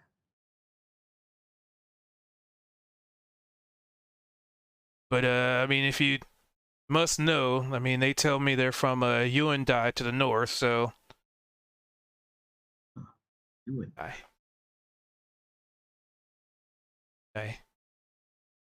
You. Well, I guess more northwest, but yeah. Is that the cool place? Should we check it out sometime? Probably. I mean, I hear there's a lot of dragons and stuff over there. Oh. Dragons.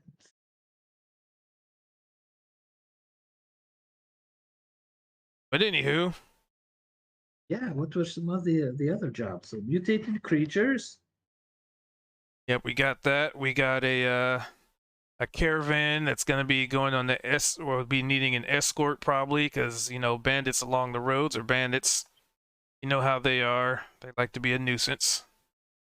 Mm-hmm. Let's see. I heard some folks were, I guess Bonk Village is throwing some kind of a party pretty soon. A lot of people want to go over there and visit. I mean, that's not really a cool. mission. That's just, you know, and he holds up a piece of paper. I mean, they kind of dropped off a flyer. Cha totally grabs the flyer. It says, if you want a bonkin', you know where to go. And there's just like a, you know, kind of sort of an area map, but there's just an X, Marks the spot. basically. Oh my god, you guys. We got to go to the party. Yes. He stows that in his pack. And you Does it did have, meet a like, a couple folks from date? Bonk Village. That's You true. Yeah. did. Does it have a date? Is it like, when is it? There is a date, but it is practically illegible.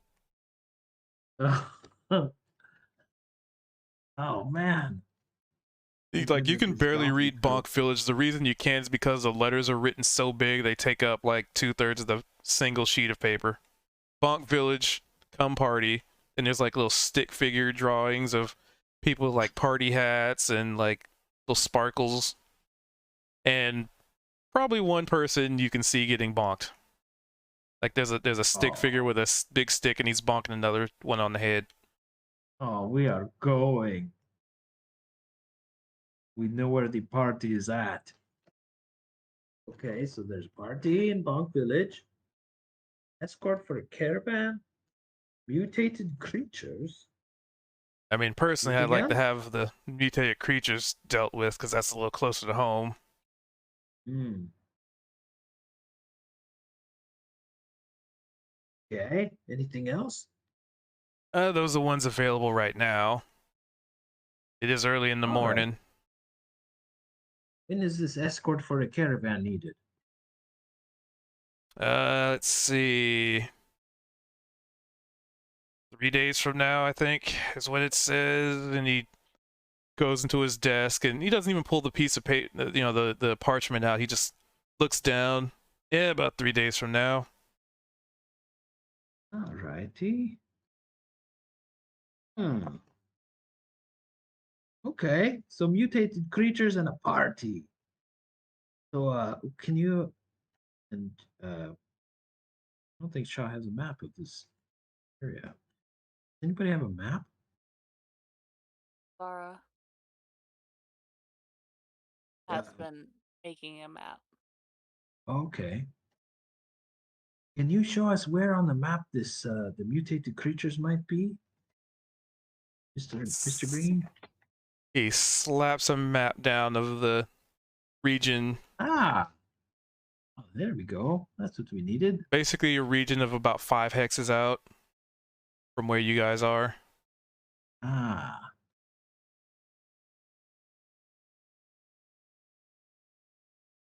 Okay. How long do you think it would take to get there? I don't know, probably a day and a half. Okay. So It's a we little did bit to the that. north. Follow the road. So if we check that out, we might be able to get back in time to do the escort as well. Yeah, Then where's the escort off to? they're heading south, Uh-huh. right into the mountains. Uh-huh. Ozik says, "Well, I for one am interested to get started in seeing a little bit of this country hereabouts. So whatever gets us out of town soonest." Yep, you definitely sound like adventurers to me. And then he kind of leans forward. Could I interest you in?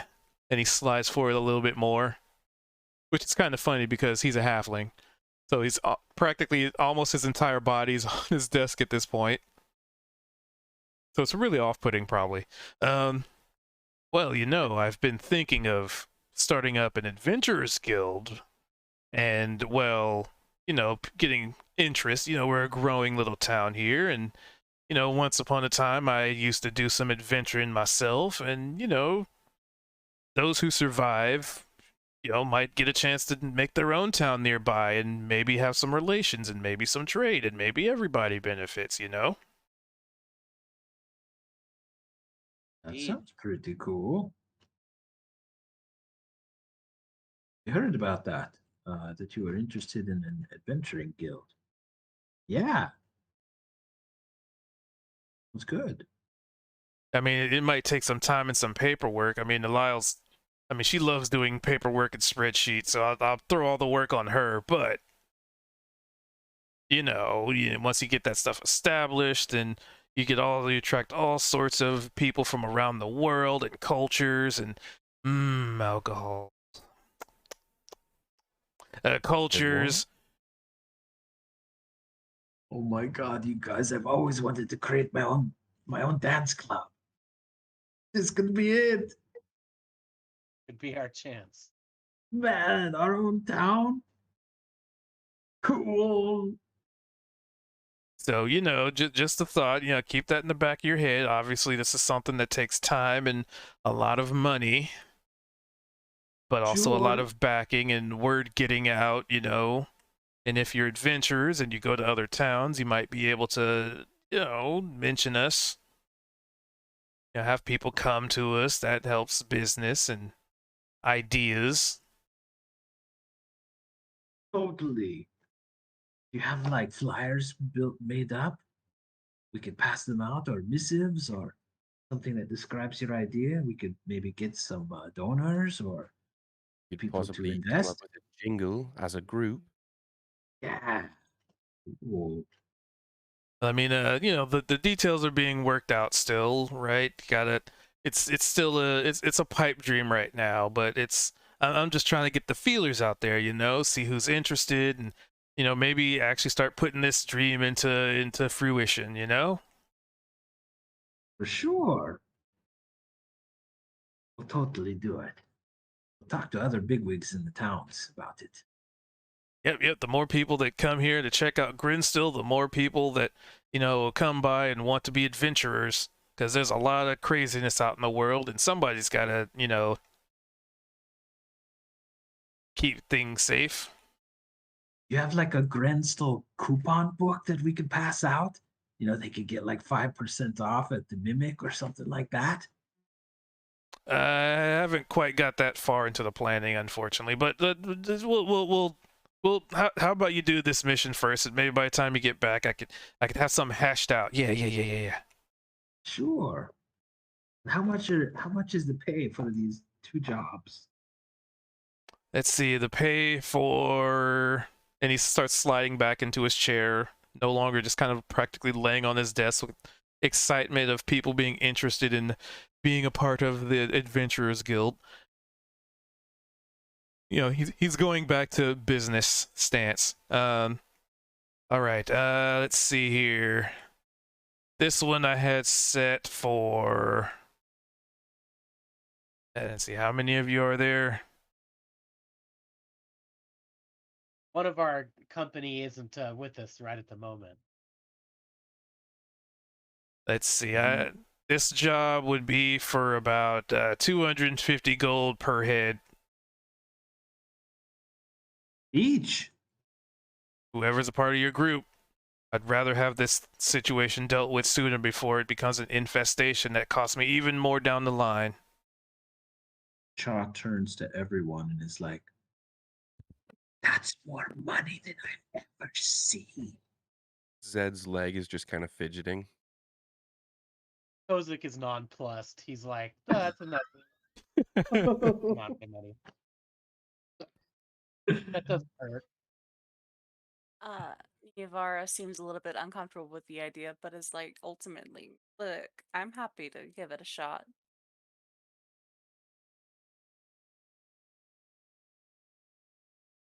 All right, we'll do it. How about this escort caravan job? That one's only about 100 per head. I mean, they're not exactly wealthy merchants. Gotcha. And that one's not exactly out of the, town funding either. That's their money.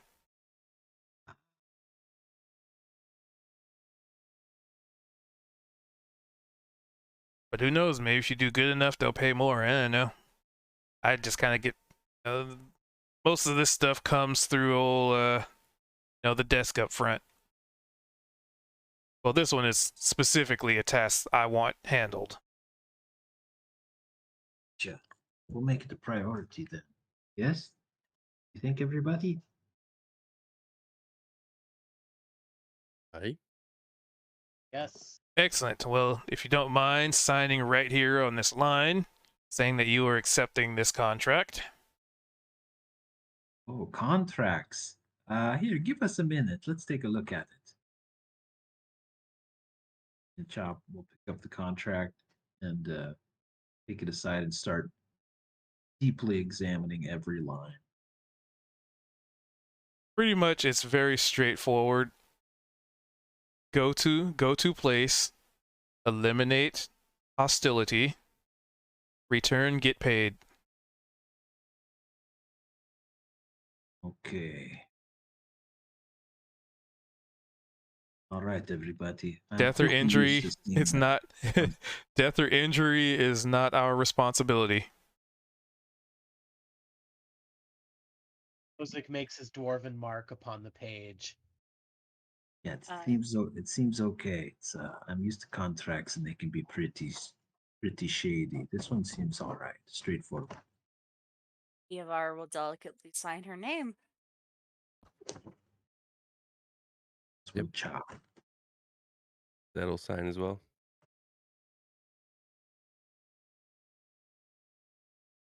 Should we sign Arion as well? Do you think he'd want to join us sometime?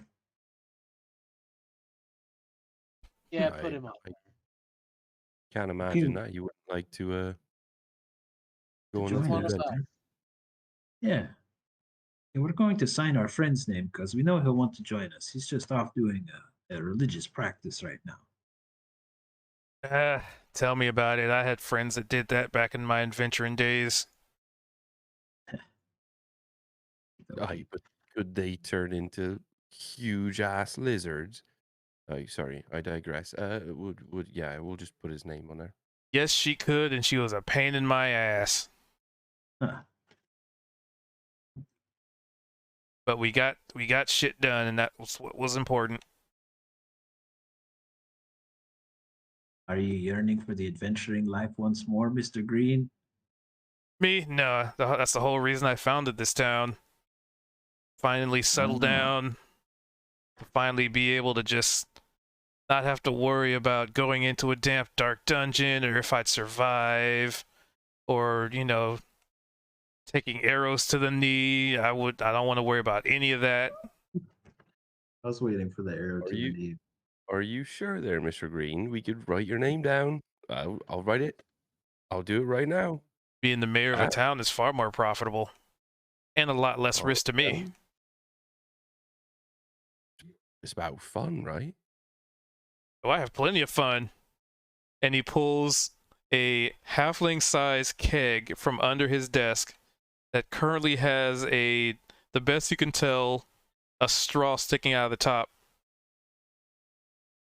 Oh. And on top of this keg, there is also what appears to be some kind of a hat with 2 mugs on the side that have straws coming out of them. Zed's Oh, eyes just widen. li- Oh, he's please, living the there high can't life. be such a thing. And then he scoots him back under his desk. Very efficient. Well, I have plenty of fun with what I do. And that's not getting murdered.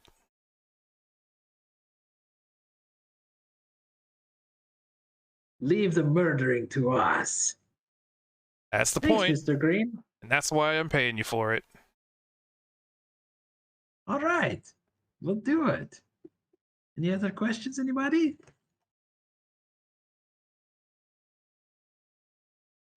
No. We'll need some supplies before we leave town, but beyond that, I think we understand. What kind of supplies do you need? I might be able to point you in the right direction.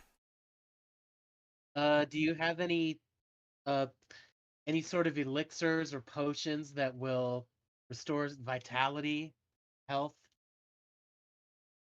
Good We point. got Maybe some weapons. an alchemist. Well, up and coming. We're trying to get their shop actually built.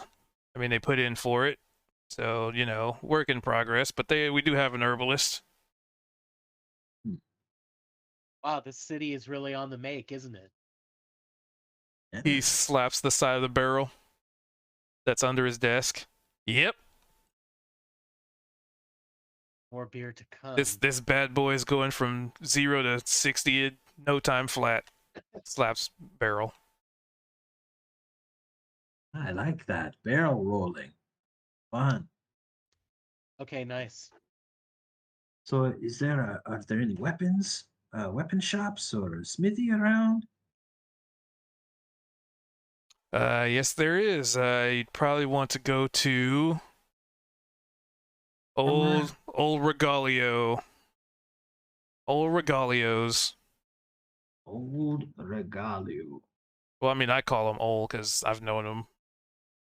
Oh, so we shouldn't call him Old Regalio. Just Regalio. Gotcha. Regalios. Okay. Yep, he'll probably get you some good armor if you have the coin. Armor and weapons, actually. He's pretty good at what he does. Excellent. And then where do we find this herbalist? He just kind of rolls out another map of Brenstall. Just kind of points. You just go right here. You're right here right now. You follow this road, take a left, go here, take a right, go through here, right there. Oh, great. What is their name? Let's see. Oh boy. Been a while since I've actually talked to them since they put in for the building. Hold on. And he goes through his desk and goes through his, the filing cabinet. Tiny Rolodex. Nice. Yeah, that one. Yep, that's the name. Weird name, but he's called himself Crumples. Crumples. Yep. I mean, that's what's on here. I haven't met them personally.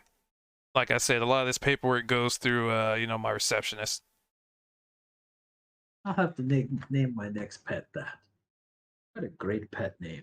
Crumples. He just kind of shrugs. Anywho, any other questions? That's it, Mr. Green. Thanks a lot. We won't let you down. And if you do, then I save money anyway. Because Right. you'll probably be dead. And Is it we'll quite take as many with us as we can. That if we leave on these missions before our friend potentially follows us, could we set up a sign or something like that just to let him know where we're going? Yeah, I'm sure we can figure something out. Like I said, I know people.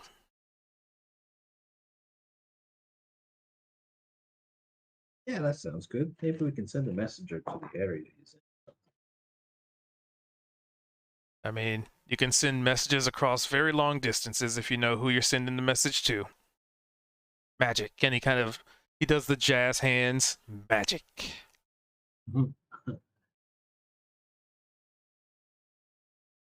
Anywho, pleasure meeting you. But no offense. Get out of my office. He pulls the Sure. keg out and puts the hat on. Important business. Clearly. I completely understand, sir. We'll see you on the flip side. He does the finger guns. Finger crossbows. Yep. Well, finger firearms, they could be a thing. The finger blunderbusses. Right. All right. So with that, you guys now have a mission, a location, roughly location, and I guess if you want to pick up supplies, we can do that at the start of the next session, because we are over. Didn't even realize we're already an hour over. Sorry about that. But yeah, you guys That was awesome. Hell yeah. can do some shopping, and hopefully there won't be a random encounter street fight that was totally planned and totally not rolled on a chart that I totally don't have. Dude, I totally hope there is. There actually isn't. That was just all. There's a lot of things that happen in towns, Sometimes you guys investigate them, and sometimes you don't. Thought that was fun. I totally want to check up on Rocky. You want to meet Rocky? You want to go meet Rocky, huh? You just punch him in the face. You punch him enough, and he punches you back. It's Rocky. He offered a training session. He did. He did it. Yeah. He offered to train, not Veldrin, Chaw. Totally gonna take him up on that. The, I feel the like Shaw would be unstoppable at that point. Oh god. well, if he doesn't get, so that was a ability that I came up is a once per day ability, but basically Ah, you forego all defense, and if you're not knocked the fuck out, then you get to do the amount of damage done to you in that time frame back to the opponent. brutal. So it was essentially quit hitting yourself. Oh wow. That's awesome. I like that reflection. So that's why when you were rolling like 10 and 11, I was like, yeah, you still hit him. He's actively putting his defenses down to counterattack. It was like Black Panther, just storing it all up. Yep, Cool. the wind up punch.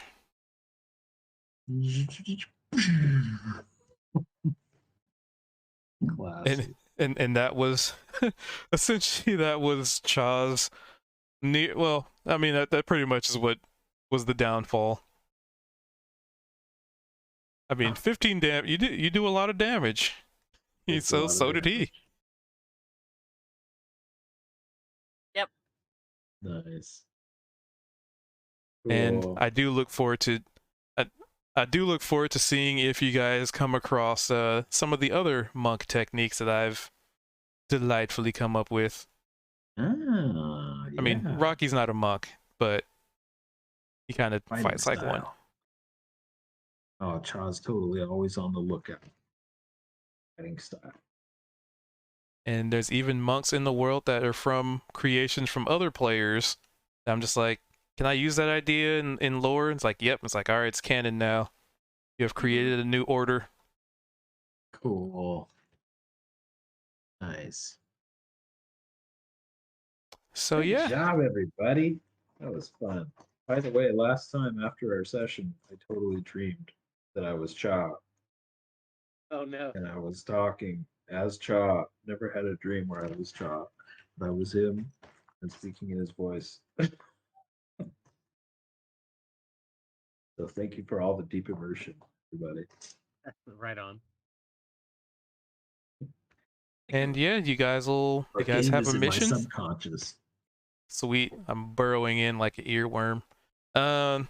Yeah. So yeah, you guys have a mission now. You finally got to meet the mayor.